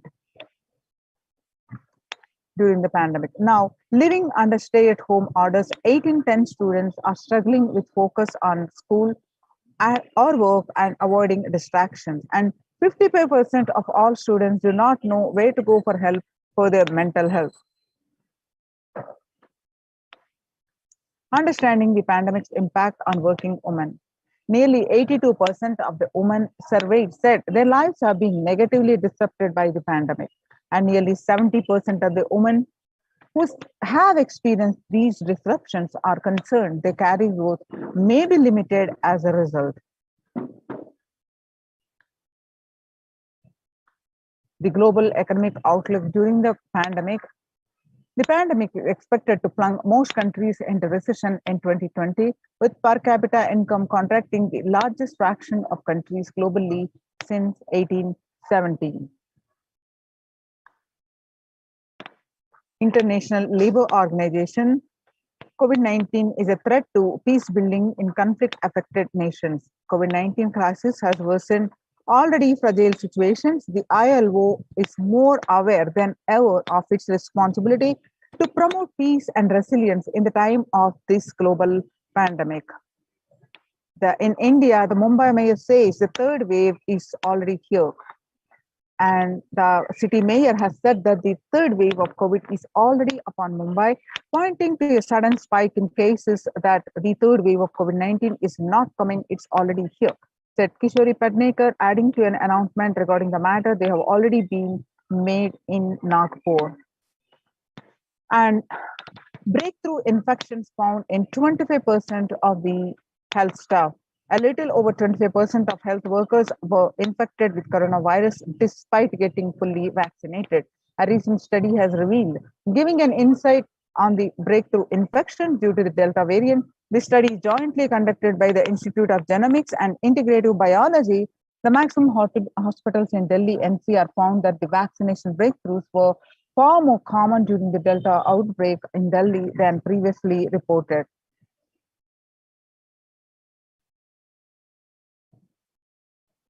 The COVID-19 variant Mu shows signs of vaccine resistance, all you need to know. The new coronavirus strain known as Mu, which was first identified in Colombia in January, has been designated a variant of interest by the World Health Organization. After being detected by the Colombia, Mu, known as scientifically as B.621, has since been reported in other South American countries in Europe. Now that we have seen the statistics across the world, the effect of the COVID-19 pandemic not only affecting the physical health, affecting the fatalities increasing, affecting the mental health of the everyone, especially the younger adults, and increasing the violent incidences, making the world less peaceful. So, how to cope up with the current COVID-19 pandemic? It is important to address the COVID-19 pandemic, which is seeing another wave, destroying many more lives. The Supreme Pontiff of Hinduism says the pandemic fatigue is setting in as a result of continuous lockdown and resulting in delusional ignorance. Holding on to the delusion and supporting this phase of delusional decision leads to delusional arrogance.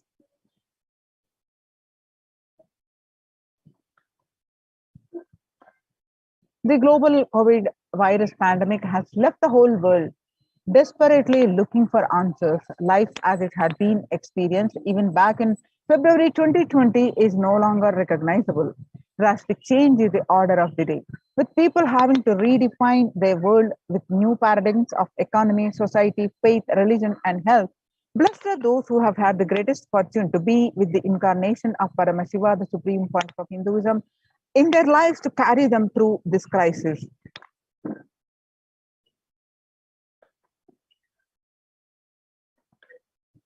Sustainable developmental goals. Making peace with the nature is possible if you start now. Making peace with the nature is possible only if you start now. Even amid pandemic, the 2021 can go down as a year we made peace with the nature and set the planet to healing. Our environmental, social, economic challenges are interlinked. They must be tackled together. For example, we cannot achieve sustainable developmental goals, including ending poverty by 2030, if climate change and ecosystem collapse are undermining food and water supplies in the world's poorest countries. We have no choice but to transform our economics and societies by valuing our nature and putting its health at the heart of all our decisions. Now let's watch a small clip of making peace with the nature.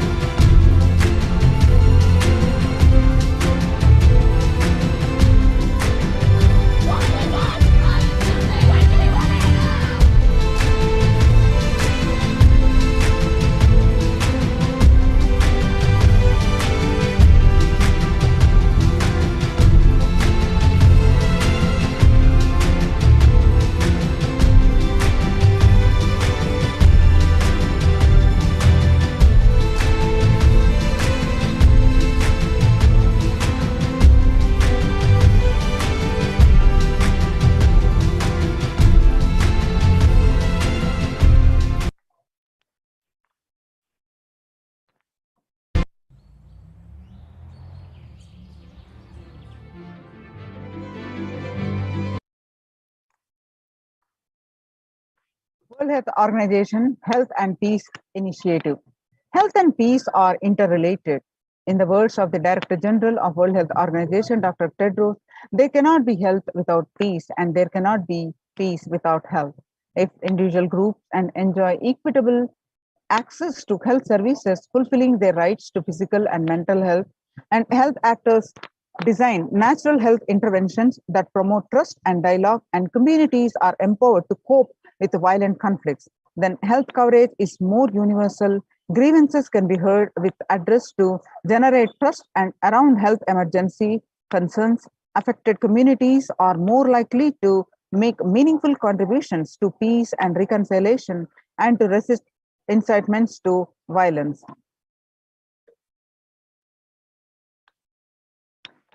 Amid COVID, we need enhanced international coordination to build peace.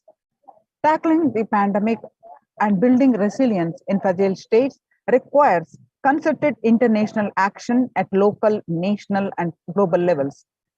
As the humanitarian and economic toll of the COVID-19 pandemic continues to grow, so does the risk that this crisis will fuel new conflicts around the world while streaming the prospects for resolving ongoing ones.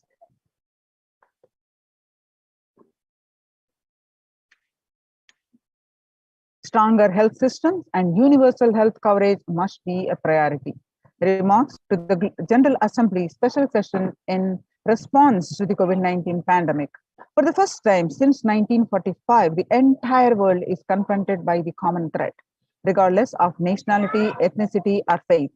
A new social contract between people, governments, private sector, civil society, and more can tackle the roots of inequality with faith taxation on income and wealth, universal benefits, and opportunities for all. Now let us see the contributions of the Supreme Pontiff of Hinduism for the global peace.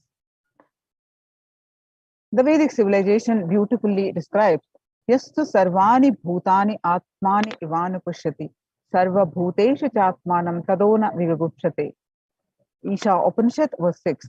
Global peace is the byproduct of individual bliss. Whenever an individual goes through a spiritual bliss, he manifests a beautiful, peaceful life for him and everyone around him. If he is powerful enough, he moves the whole city and manifests peace. He is more powerful, he moves the whole village or whole country. If he is powerful enough like incarnation, he moves the whole world and manifests peace for them. The individual bliss is the source of the global peace in the level of Om, the microscopic and macroscopic level Om, the macroscopic level universe. Whatever level it is, it may be, global peace is the byproduct of the individual peace. How do we get that individual peace? By the Supreme Pontiff of Hinduism beautifully explains, by practicing completion, by practicing unclutching. He explains elaborately of these various techniques for completion and unclutching and various other spiritual cognition techniques. Supreme Pontiff of Hinduism explains. And now let us see some of the techniques and processes, practices the Supreme Pontiff of Hinduism explains to achieve individual peace and bliss. So, global peace is the byproduct of individual bliss. With my love and respects,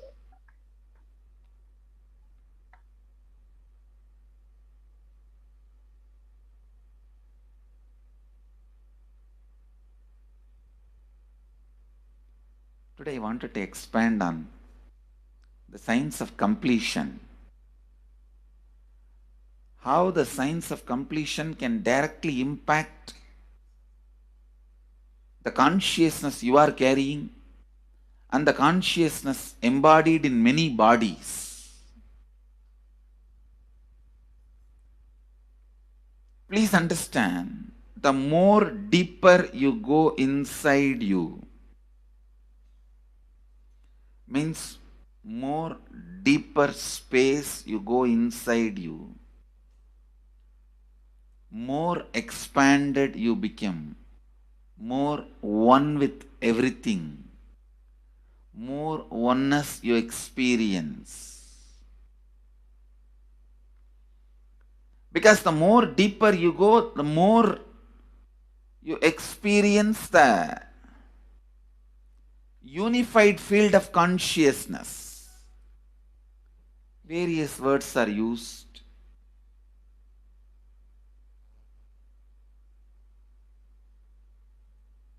Some of the Hindu traditions uses the word Atma, Brahman.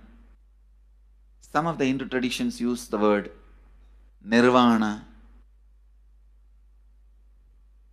Whatever word you may use, Atman, Brahman, Nirvana, unified field of consciousness, whatever.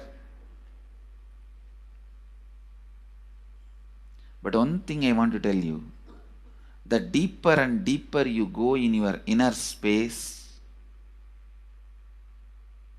you experience the vast oneness.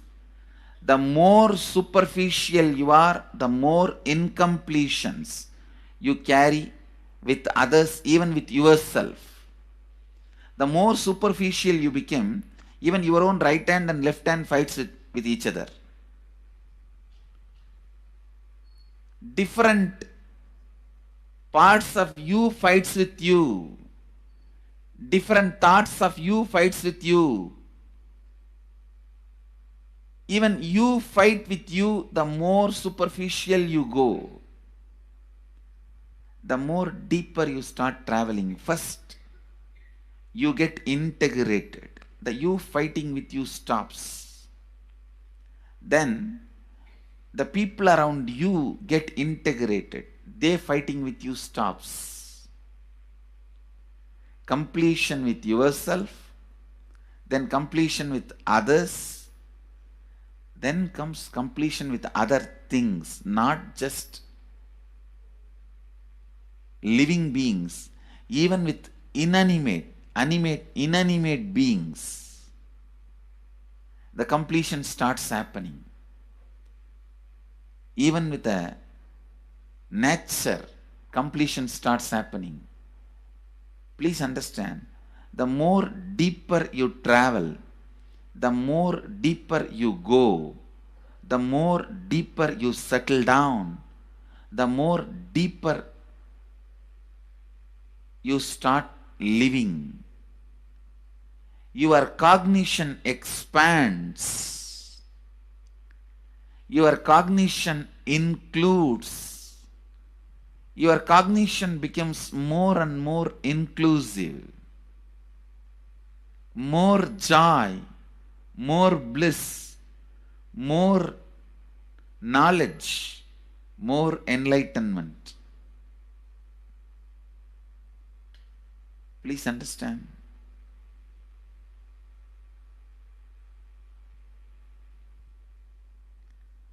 The more and more completion happens in you, you will see everyone around you feels complete with you. That is why I am saying, whether they have body or they are disembodied, in the deepest corners of your being, deepermost layers of your being, deepest parts of your being, you experience such powerful awareness, such joy.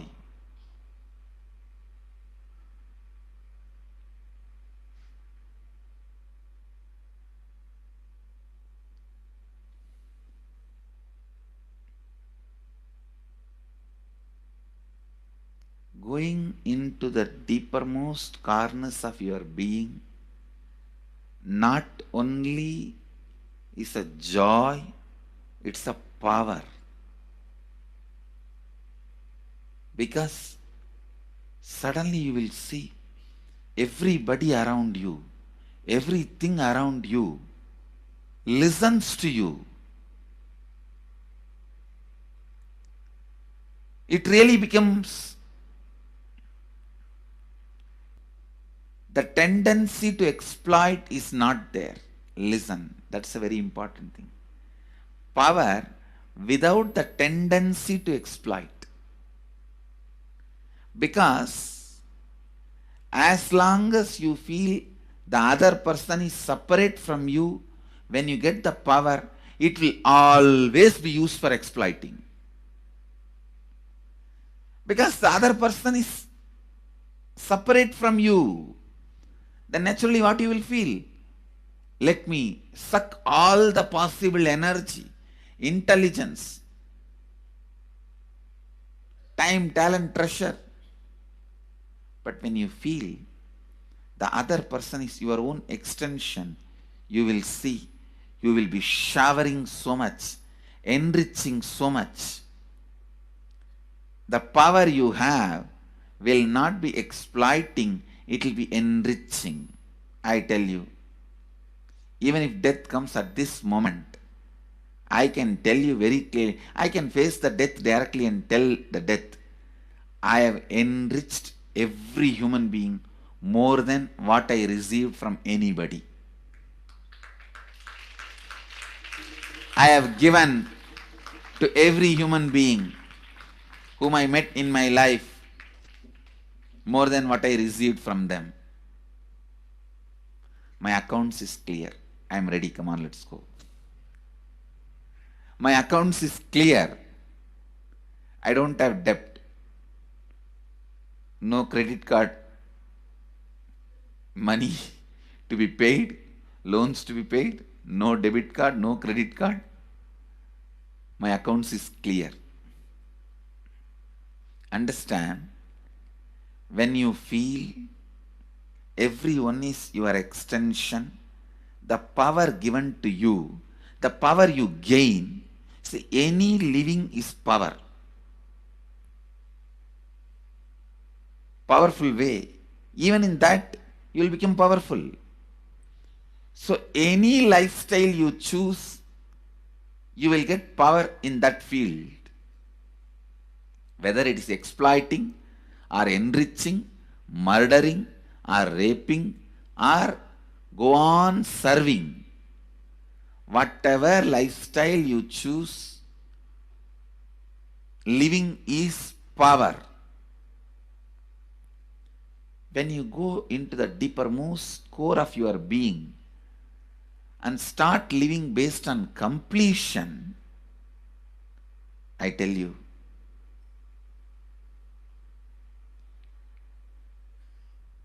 the first power you will experience is everything around you listens to you. That power will simply make you enrich everyone. The best power you can have through living is power of enriching. Whatever you do, as I said, whether you live the life of enriching or exploiting, you will become powerful. I tell you, the power of exploiting brings more and more conflict within and without. And those conflicts naturally bring suffering. And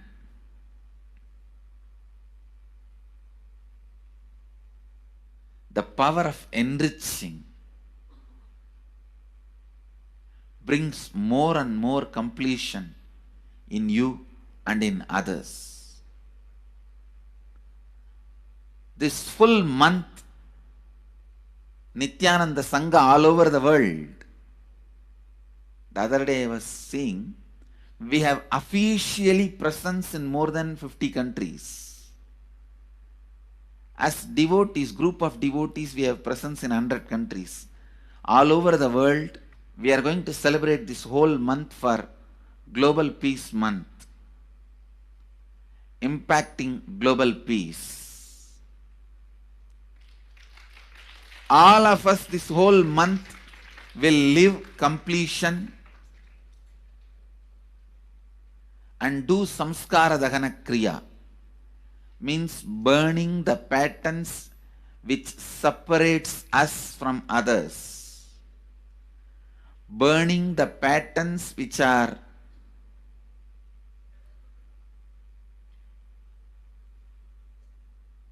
constantly keeping us in a superficial level. All over the world, we will be doing samskara dahana kriya, burning our patterns and leading us to more and more completion.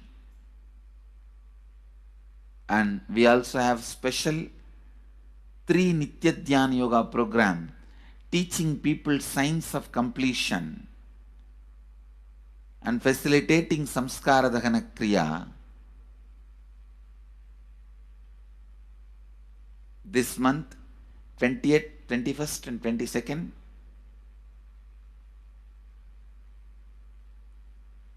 this whole month, all over the world, all our temples, ashrams, centers, yoga centers, schools, colleges, universities should do samskara dahana kriya, should do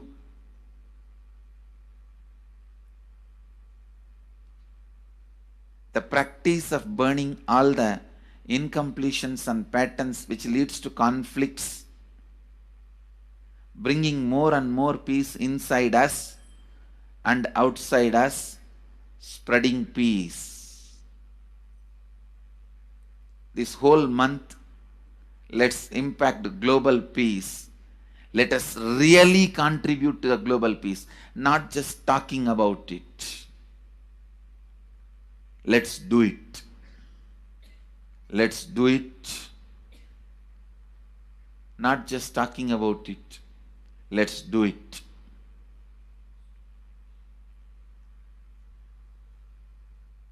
Even if you teach the samskara dahana kriya to 50 people in each area,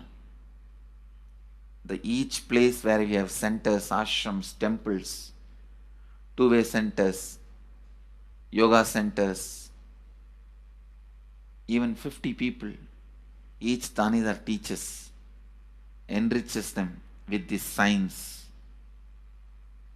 The amount of suffering and negative waves, negative vibes reduction can contribute so much to the world. Please understand. One positive person can burn millions people negativity. Experientially, with evidence we proved, one positive person has already burnt at least 20 million people's negativity in last 10 years and brought peace. So each one of you, if you stand up as one positive being, one authentic, responsible, enriching being,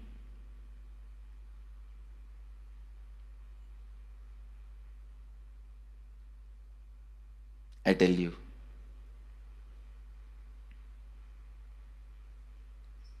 we can do so much to the world. It will be better place than the time we entered.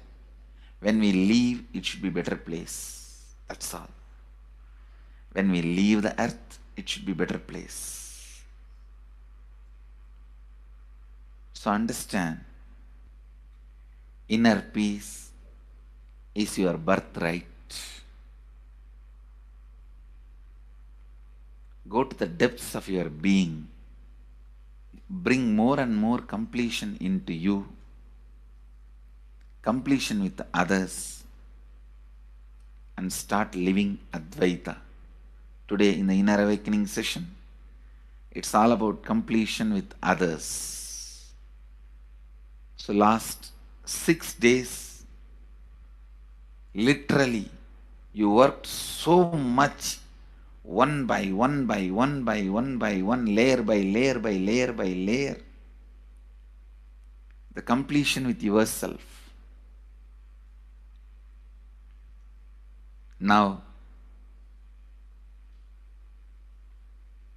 Now comes completion with others. Today, we are starting the science of completion with others.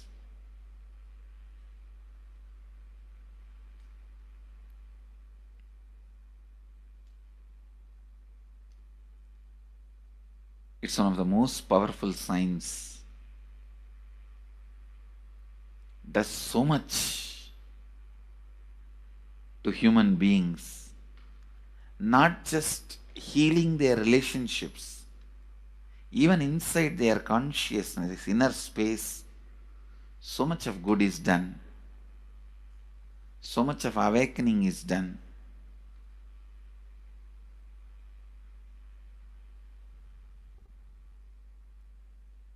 See, when you have completed with others, the kind of strength you feel is the power of Advaita, strength of Advaita. Today the Inner Awakening sessions are all about completion with others. We have long session today working on completing with others.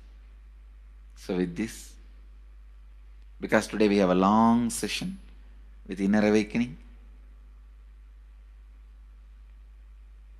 we are also lagging behind the syllabus.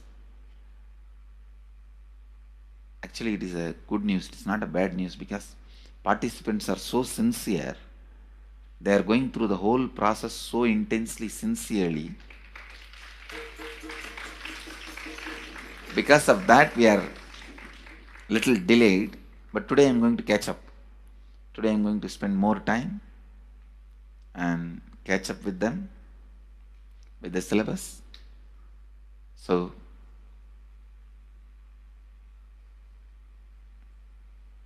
I conclude today with this. I'll move to the next sessions, IA sessions and all that. Because never I conclude. There's no conclusion for Satsang. It goes on and on and on. Only the audience change. So with this, I move to the next step. I bless you all. Let you all radiate with integrity, authenticity, responsibility, enriching and causing eternal bliss. Nithyananda. Thank you. Nithyananda Dhyanapeetham, Nithyananda Nagar, off Mysore Road, Bidadi, Bengaluru. Phone 08027279999. www.nithyananda.org.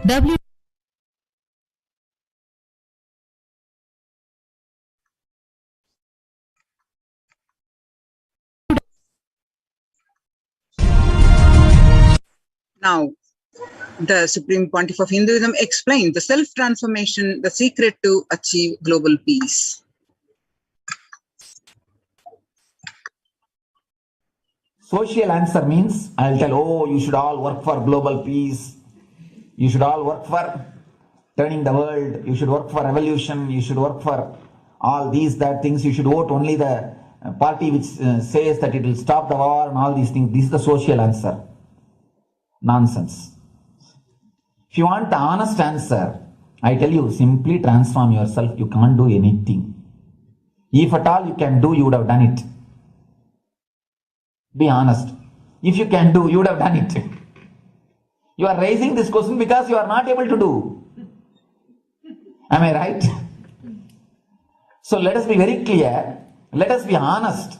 We are not able to do. Socially. That's the truth.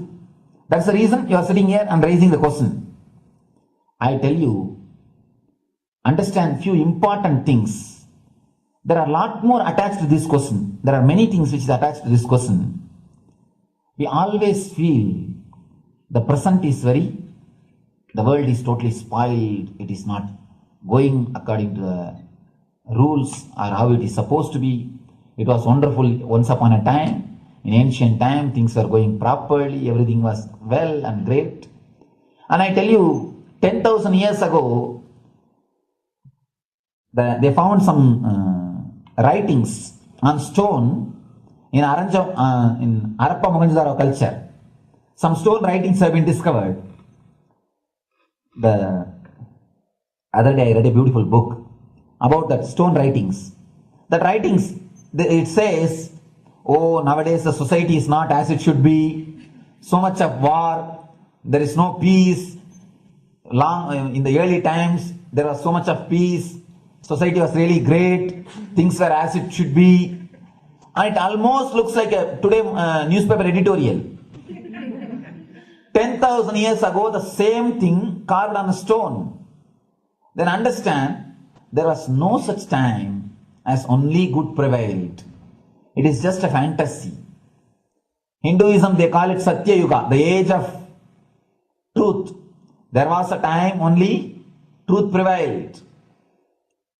And every religion, Christianity, they say the Garden of Adam and Eve. There was a time everything was wonderful. Every religion has got the fantasy. The past was great. There was golden past. Always the idea of golden past exists only in the past. The more you go back, again you say the past was great. And I tell you one thing, it is a wonderful way of postponing accepting the reality. Otherwise, I can be sure the world was same as it is today. Whether it is 5,000 years ago or 10,000 years ago. Maybe one thing, there was no CNN channel that time.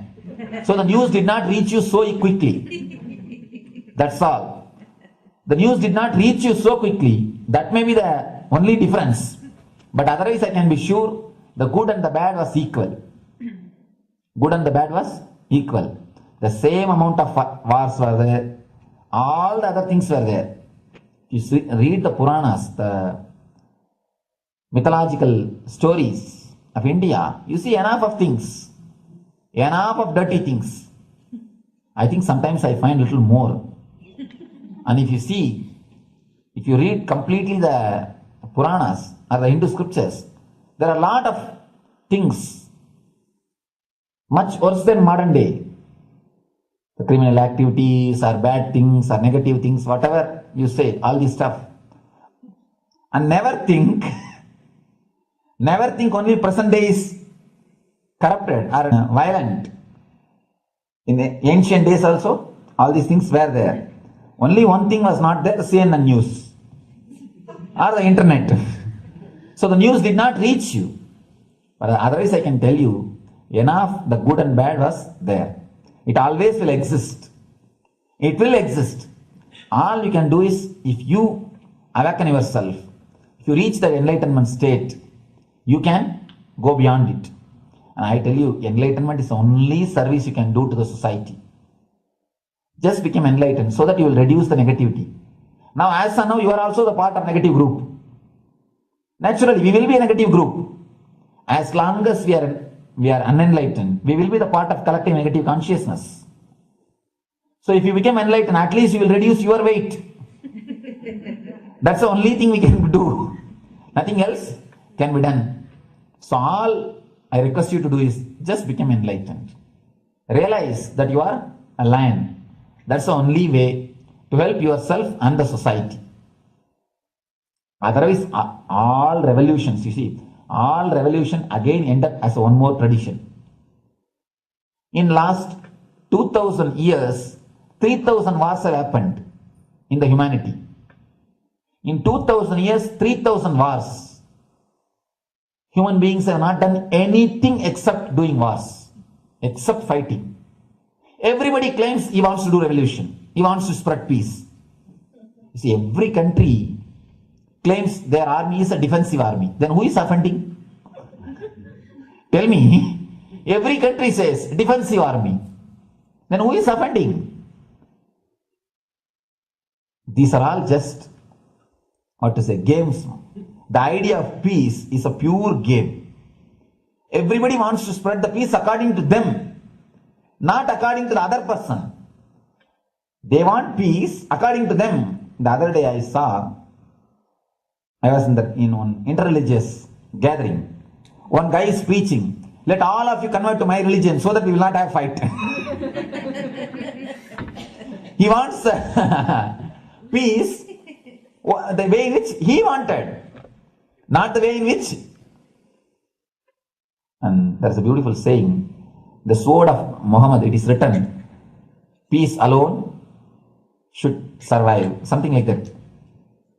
He has written some statement about the peace on the sword. We all take sword to spread the peace. So no revolution is going to help, because in the last 2000 years, 3000 revolutions have happened, but still world is same, I think much worse. So no revolution is going to help, only individual evolution is going to help. So be very clear. Instead of working in the outer world, start working in the inner world. That will help you and society some way.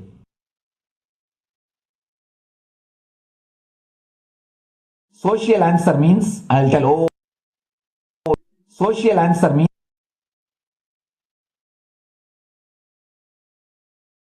listen carefully. The space of Shanti,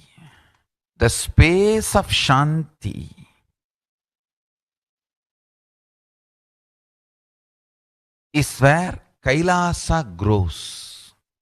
Listen carefully. It is in the deep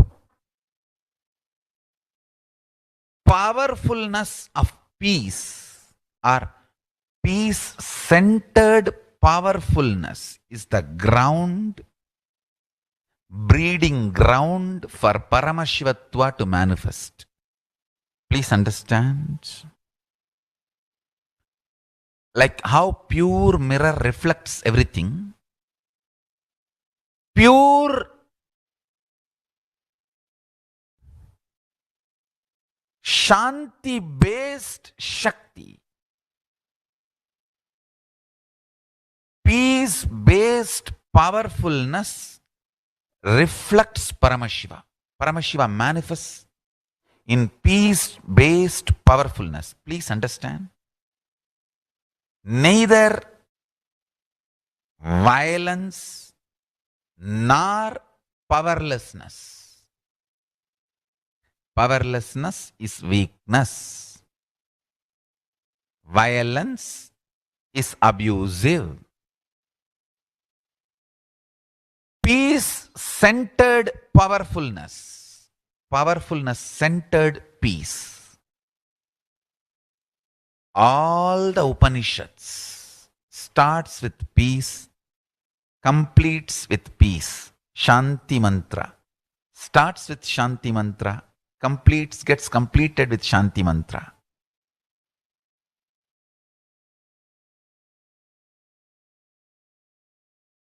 Peace-based powerfulness is a fundamental requirement for Paramashivatva to manifest. That is why people who don't want us to manifest Paramashivatva or power manifestation do not want to allow the peace in our life or do not want peace in our campus. Understand? But only if you are peaceful, which cannot be shaken even by the demons and devils and rakshasas, we can be in eternal peace. So, remember this very clearly.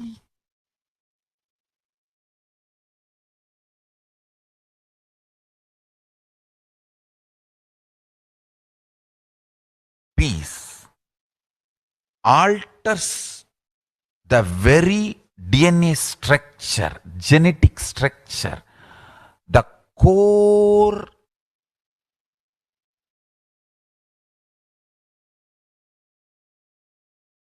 Anu Mahat structure. Understand? Anoraniyan Mahato Mahiyan.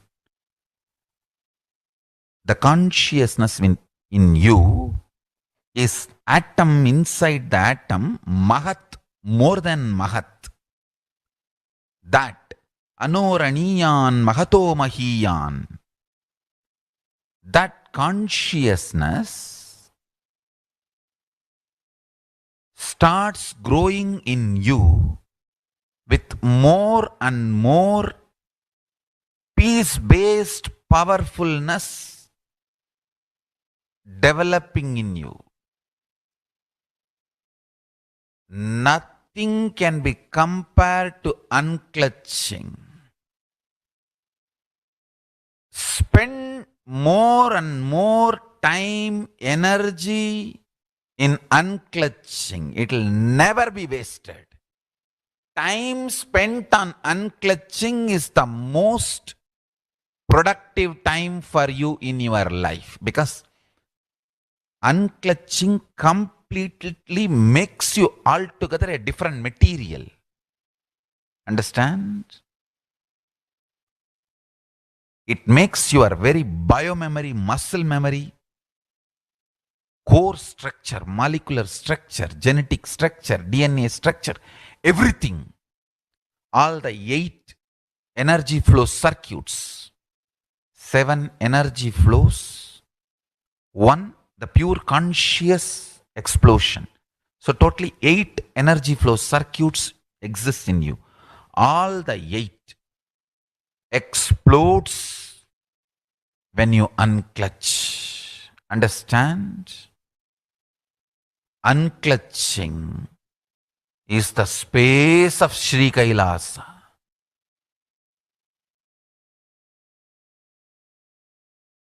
Listen carefully. Listen.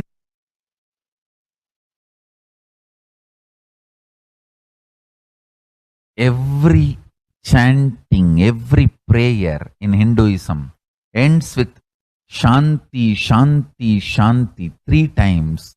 Means peace, peace, peace. Hinduism is the real religion. Loving peace, living peace. Individual level, social level, global level. Understand? Hinduism lost all its 56 nations, 200 states, 10,000 kingdoms, samsthanas, is not a loss to Hinduism, it is a loss to planet Earth, human beings. Wherever Hinduism is practiced, kept alive, the ideal of global peace is kept alive. Just do this one simple statistics. You yourself study. Google and study. Take the top 10 religions and list how many people they converted in last 200 years, how many people they killed. List for each religion. I can be 200% sure you yourself will realize Hinduism is the most peace-loving and peace-living religion, neither conversion nor terrorism. Neither conversion nor terrorism. Being the supreme pontiff of the most peace-loving,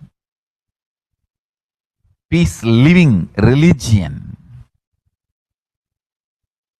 I give you all my blessings on this International Peace Day. Understand, it is we Hindus need to keep the global peace as a living possibility, and we need to make this global peace as reality. Just talking about global peace will not work. Working for global peace only is the responsibility of the real living Hindu. Anyone who wants to claim themselves as a Hindu or practicing Hindu should work for global peace. Global peace is our responsibility. Every chant,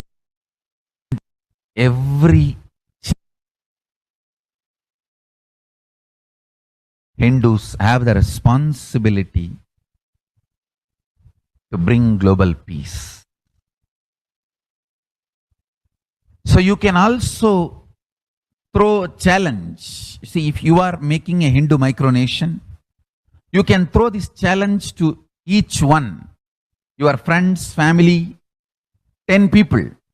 Let them participate in the challenge and then create. Let them send a challenge to others. So I welcome all the living and practicing Hindus to become founding fathers of Kailasa micronation in your countries.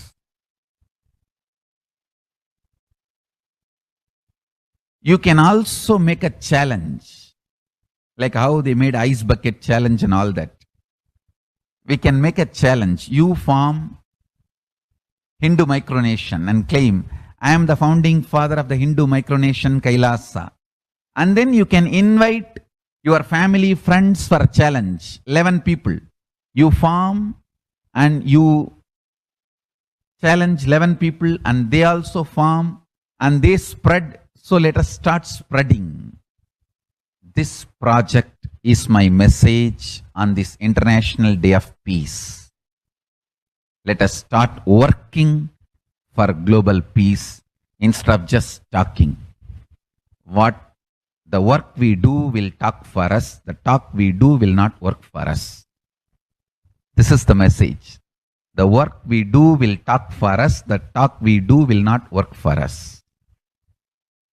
Global peace is the responsibility of Hindus.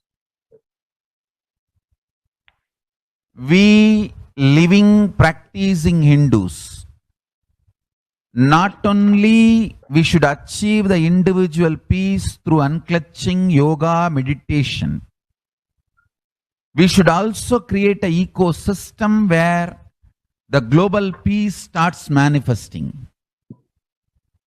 This Kailasa Hindu micronation is the enlightenment ecosystem. I request every living practicing Hindu to manifest, do it. So the global peace can manifest from these Kailasa Hindu micronations all over the world. Hindus have So join the Kailasa COVID Care Protection Centers by registering the link below with https://kailasa.org/Kailasa care. Now we'll be learning about the Supreme Pontiff of Hinduism's contributions for the global peace in other aspects, other spiritual solutions.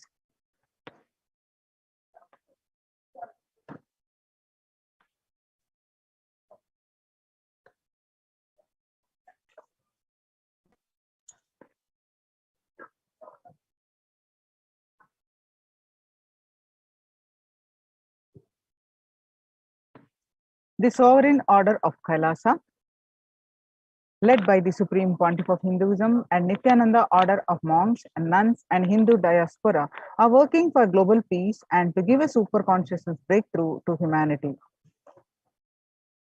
It is the Supreme Pontiff of Hinduism's mission to revive a conscious world where the global issues at the climate, economic, social, health, and humanitarian level cease to exist from their very root, turning the problems of poverty, hunger, violence, discrimination into powerful living through the experience of oneness. The Supreme Pontiff of Hinduism has been working from the very grassroots level to usher in an era of peace at all levels, individual, societal, national, and global. His deep insights into the workings of the human mind, body, emotions have enabled him to powerfully and directly address various social and emotional problems facing humanity today. Some of the ways that the Supreme Pontiff of Hinduism provides spiritual solutions to combat the pandemic and other issues. Since the beginning of the global lockdown, the amount of contribution and the activism Kailasa has increased multifold through the Paramashivoham program, bringing the super consciousness breakthrough to the whole humanity.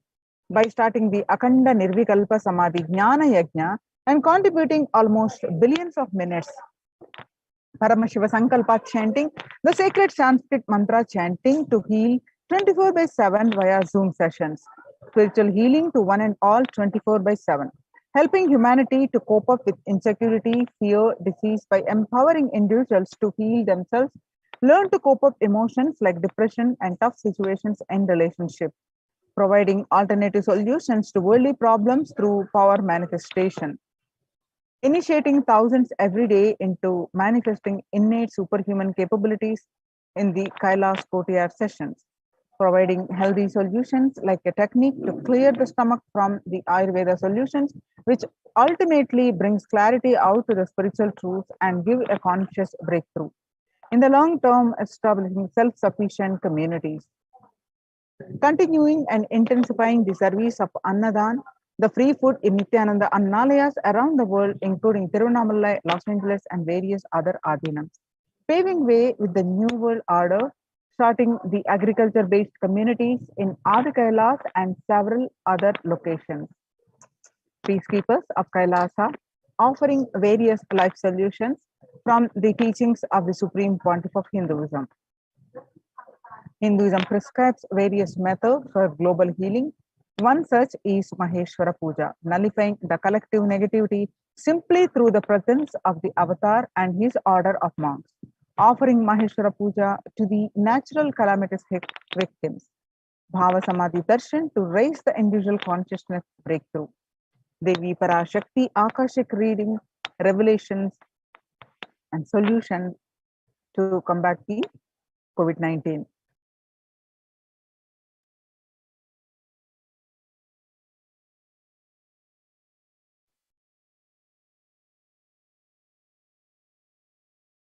Society was created with the delusional ideas of too many human beings, blind spots, and the decisions made from those blind spots.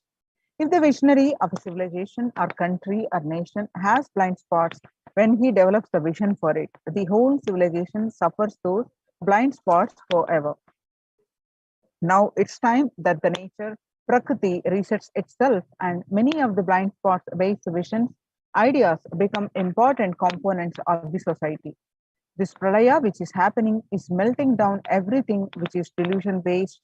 The world as we know is gone, and let us celebrate God.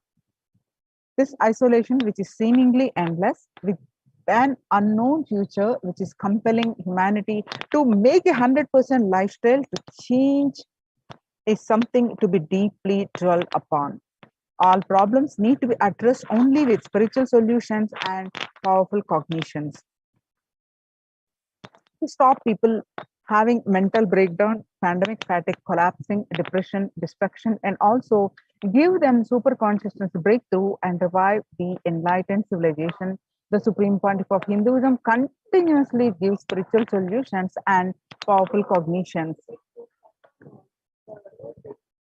Um, some of the spiritual solutions and powerful cognitions are unclutching, practicing completion, practicing oneness, practicing ajapa japa of Mahavakya, Om Nithyananda Paramashivoham, continuously building a deep feeling connection, and yoga, puja, vegetarian diet, and nirahara samyama.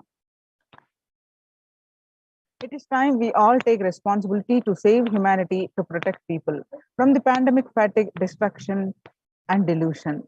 Let us try to enrich people for every one of these great spiritual solutions.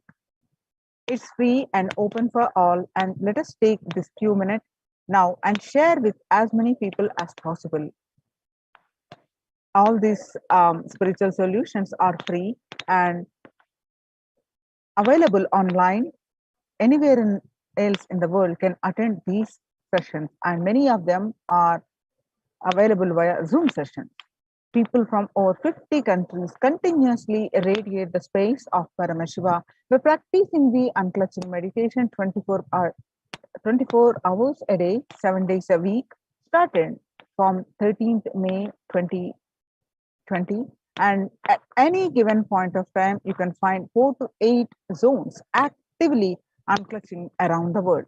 You can join this movement at http://kailasa.tv/minutes for peace.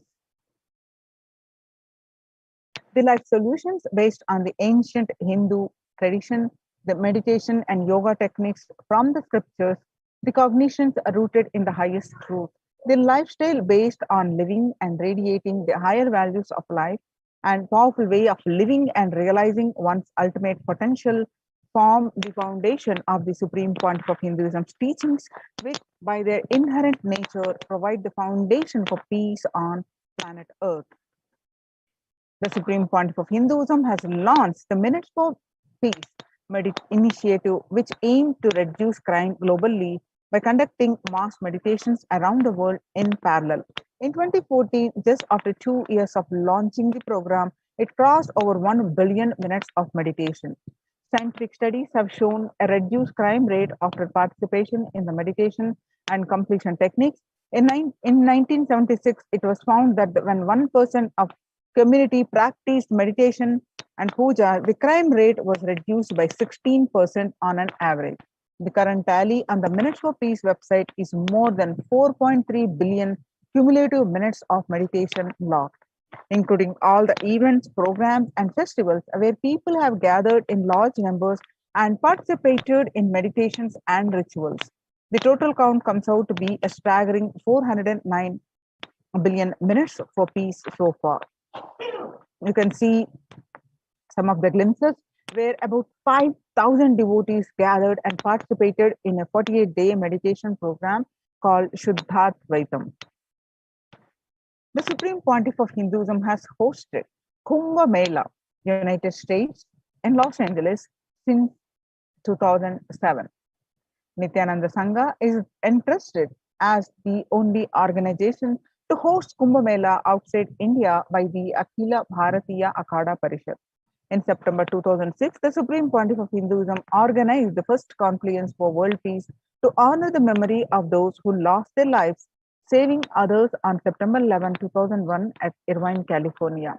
The second confluence for peace was held in Los Angeles in 2007 in collaboration with Vedanta Society, BAPS, ISKCON, Siddha Yoga, and other organizations. The Kumbh Mela festival spread fast to other countries, including Australia, Canada, etc. In 2009, the Supreme Pontiff of Hinduism organized a month-long peace walk covering 1,000 kilometers and 1,000 villages to bring together in harmony from all walks of life, to promote feeling connection and oneness among people. During the walk, health camps were conducted in villages along its path. The Supreme Pontiff of Hinduism has conducted the large-scale collective meditations on September 21st, International Peace Day, to raise the collective consciousness.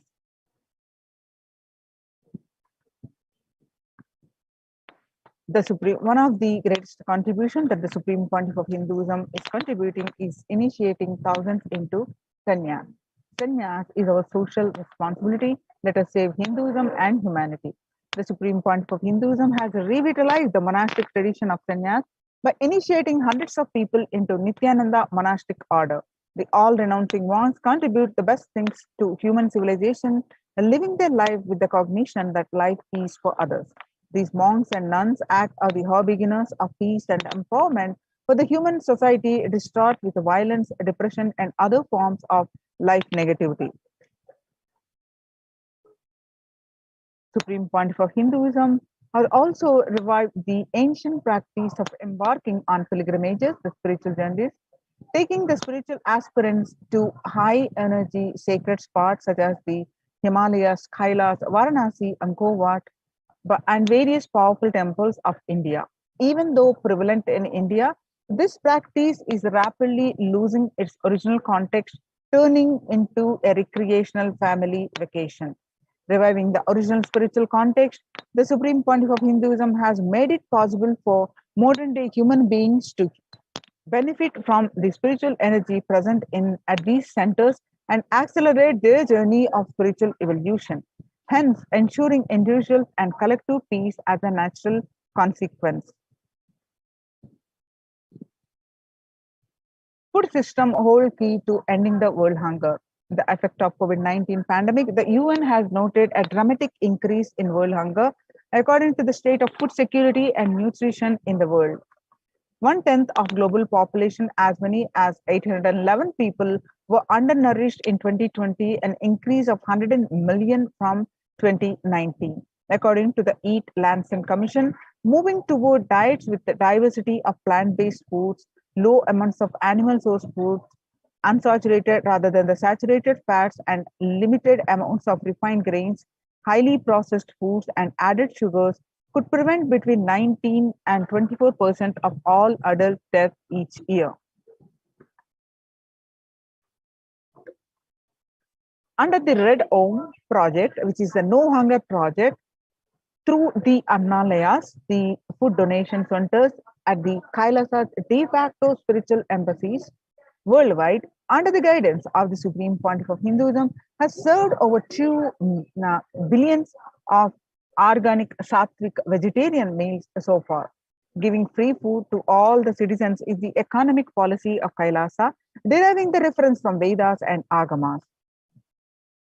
Recently, under the humanitarian initiative launched by the Supreme Pontiff of Hinduism, is opening of Kailasa's COVID care centers in India, where the monastery campuses have been turned into a multi-layer quarantine facility to safeguard the inmates against any possible point of contact with the outer world. The Supreme Pontiff of Hinduism has opened this service free to all people, regardless of any differences in age, gender, caste, creed, ethnicity, color, or socio-economic status. Food, shelter, internet, and all basic facilities, including medical care, are provided at these COVID care centers free of cost and for an indefinite period of time. The outcome has been a splendid zero infection rate so far among the participants, a feat not achieved anywhere else in the world, let alone in India. This response model of handling the COVID-19 pandemic at a community level, along with the guidelines and recommendations for governments, has been recognized and accepted by the United Nations as well.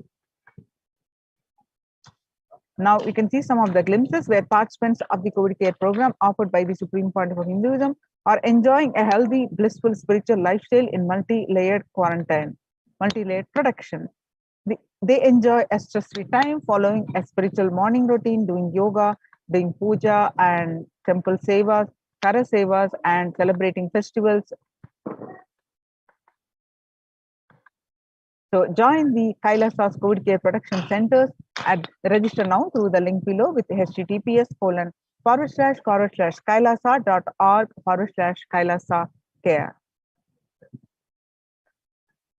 Now, all these COVID care centers at the Kailasa de facto spiritual embassies are temple based. The Supreme Pontiff of Hinduism has been reviving the temple based ecosystem. So let's now understand why the temple based ecosystem. Now, especially in the times when COVID-19 is rampant and the ancient temples are in a lockdown because of the risk of the widespread corona disease, the devotees of these temples were visiting and having darshan of their gods and goddesses for thousands of years. Yet all these ancient sacred sentiments have come to a harming halt after the lockdowns have taken place. The religious fervor of the devotees is being lost due to the pandemic. The Supreme Pontiff of Hinduism is reviving the e-Kailasa ecosystem and bringing all the ancient traditions of the online platforms on Kailasa TV, YouTube, and Facebook. Now, let's understand from the Supreme Pontiff of Hinduism explains about the science of temples.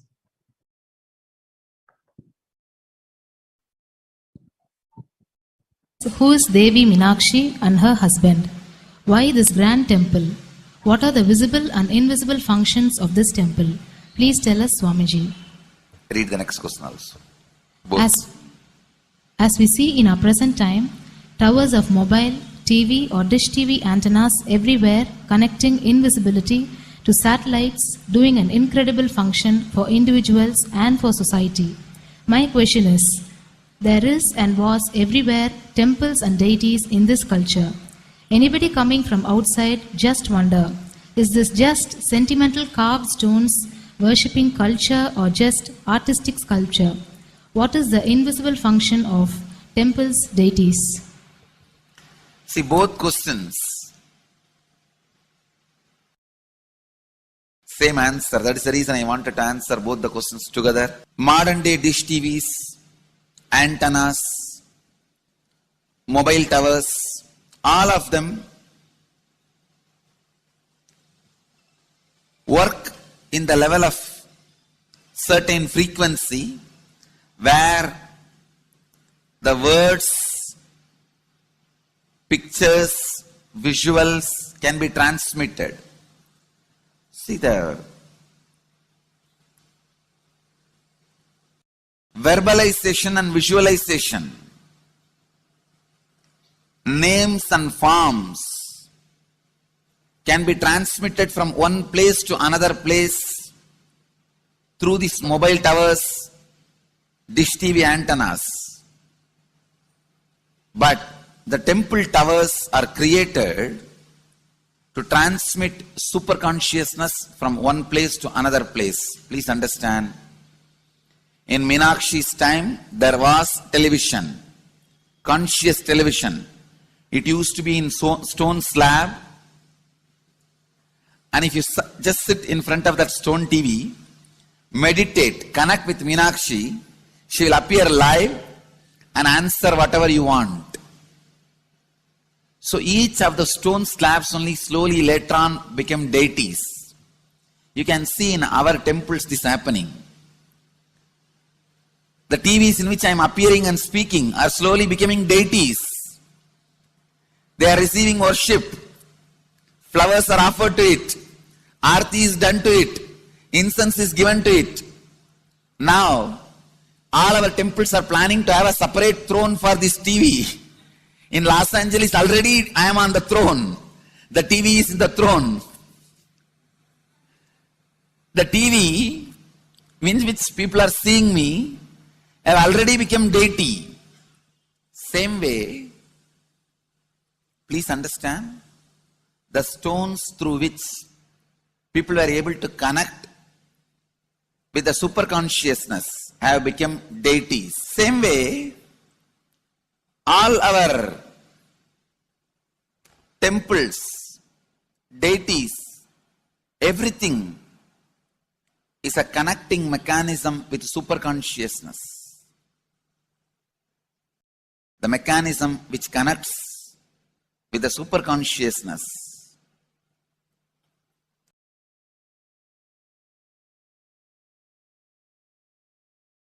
Please understand, the deities and temples are not just sentimental carved stones, or they are not just artistic sculptures, they are conscious transmitters. They raise you to the superconsciousness. In each house in Vedic tradition, we have a puja room. All the puja rooms are your private conscious airport, are conscious transmission centers. The main temple is the place from where continuous superconsciousness is radiating. So if you just sit and connect with a deep feeling connection, see, in those days human beings were so beautiful and simple. Just remembering the name of the deity is enough. They are already in connection with the deity. That feeling connection. When I read Patanjali's Yoga Sutra, it says, sit in Siddhasana and be in Samadhi. That's all. See, the human beings were so simple in those days. Just if you sit in Siddhasana, you are already in Samadhi. If you sit, your mind sits. Now, if you sit, your mind sits. Mind is completely away from the body. In those days, human beings were so simple and intelligent. All the non-mechanical parts of their brain were awakened.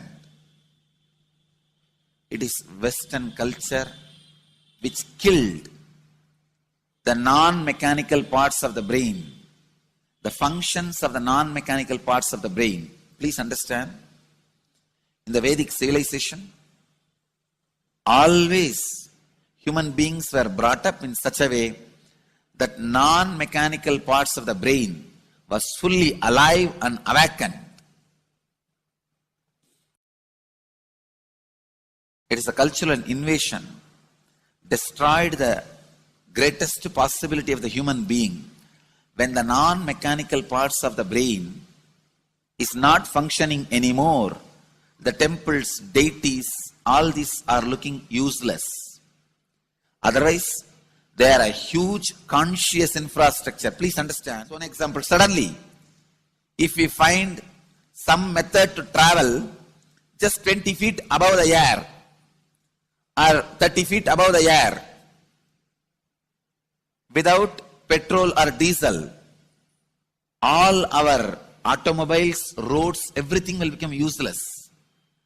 Then you will wonder, why so many automobile industries are established? Why so many cars are produced? Why this huge road waste? I think our ancestors are fools.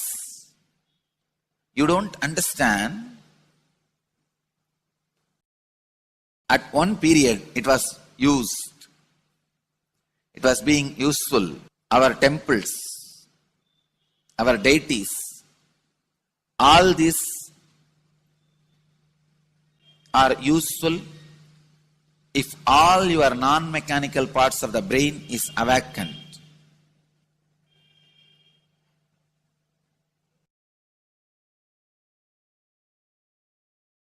Unclutching is the process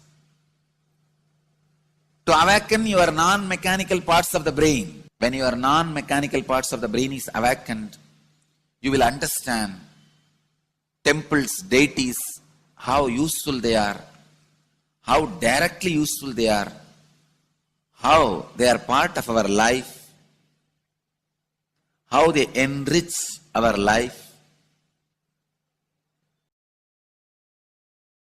and how they make human beings intelligent, enlightened. These are the methods created to create enlightened civilization.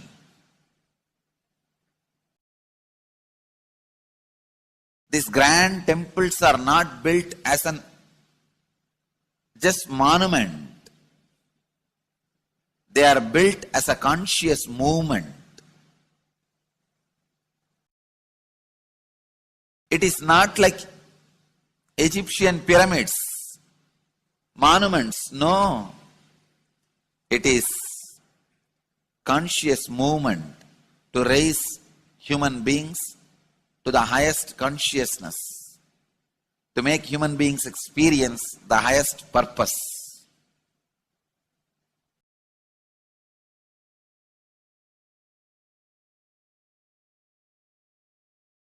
Understand, unclutch, use the temples to achieve the highest consciousness.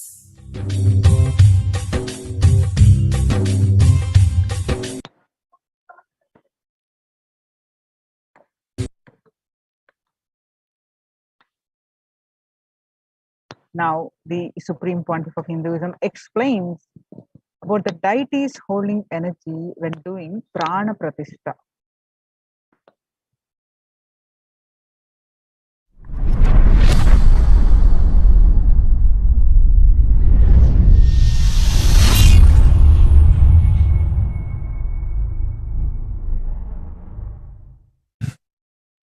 Actually, after the great pause settling, I wanted to do this Kumbhabhishekam, and then the Shivacharyas have advised us that only after the Uttrayanam, Uttrayana Punyakala, means after the Uttrayana starts, we are having a good date, Uttamottama date for Kumbhabhishekam. So that's the reason we waited. And see, fundamentally, deity intensely receives the energy like a lightning and holds it and manifests continuously for the whole humanity. You see, it's like if I have to talk to you in a normal social language, it's like a lightning holder. See, I can get into the samadhi, one with Paramashiva, and bring the whole thing to planet Earth.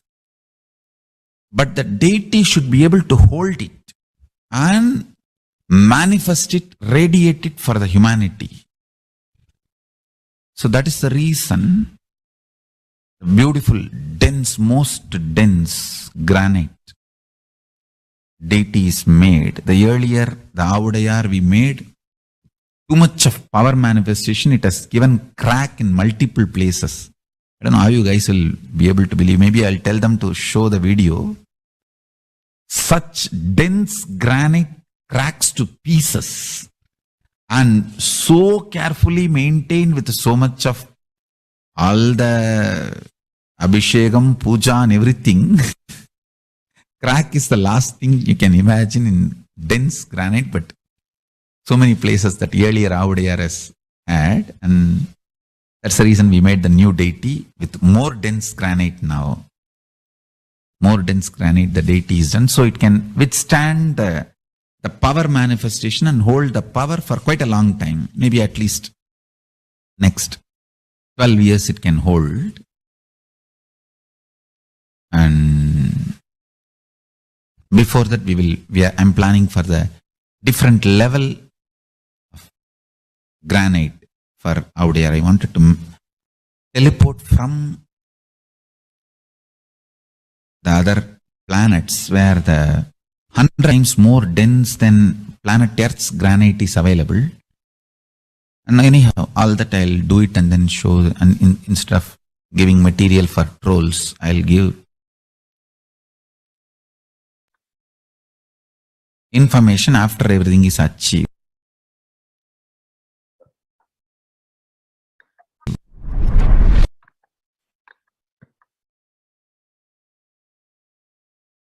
On various occasions, Devi Parashakti revealed in her Akashic reading that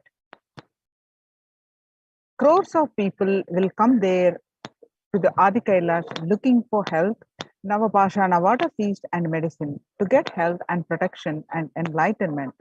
To protect India from the great destruction, I, Parashakti, made this huge ship. Even if captain is not there, the ship is there.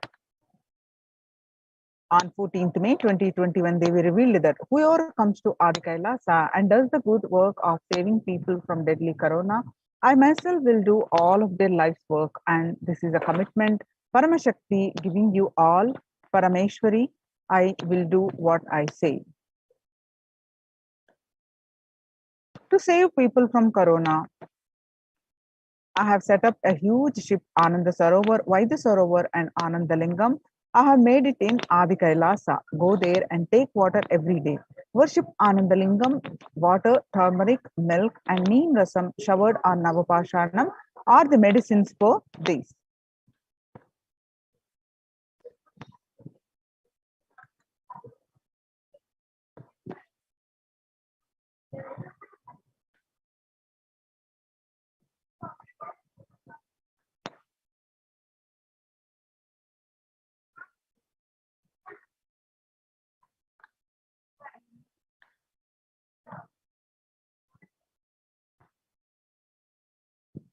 When the first world countries closed their borders during a massive global emergency, Kailasa has opened its doors to all without exception.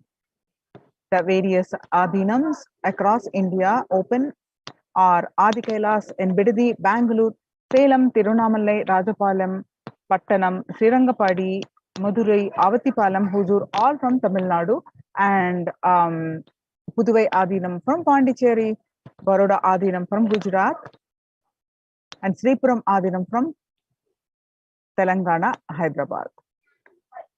Kailasa rushes to aid India as India finds itself on the verge of COVID-19 third wave. The multiple free COVID care centers opened across India, free social services offered during the pandemic in Kailasa's de facto spiritual embassies across India, and various social, along with social services, various spiritual services are also offered, and cosmic revelations on global pandemic.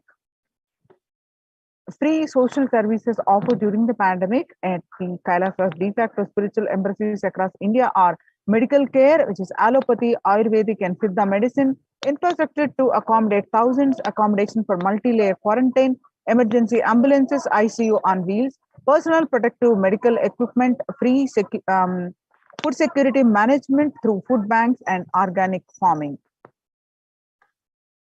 So join the Kailasa's COVID Care Production Centers and register now through the link below with https://kailasa.org/Kailasa care. With this, we are going to move on to the next part of our program after a very short break. Thank you, Nithyanandam.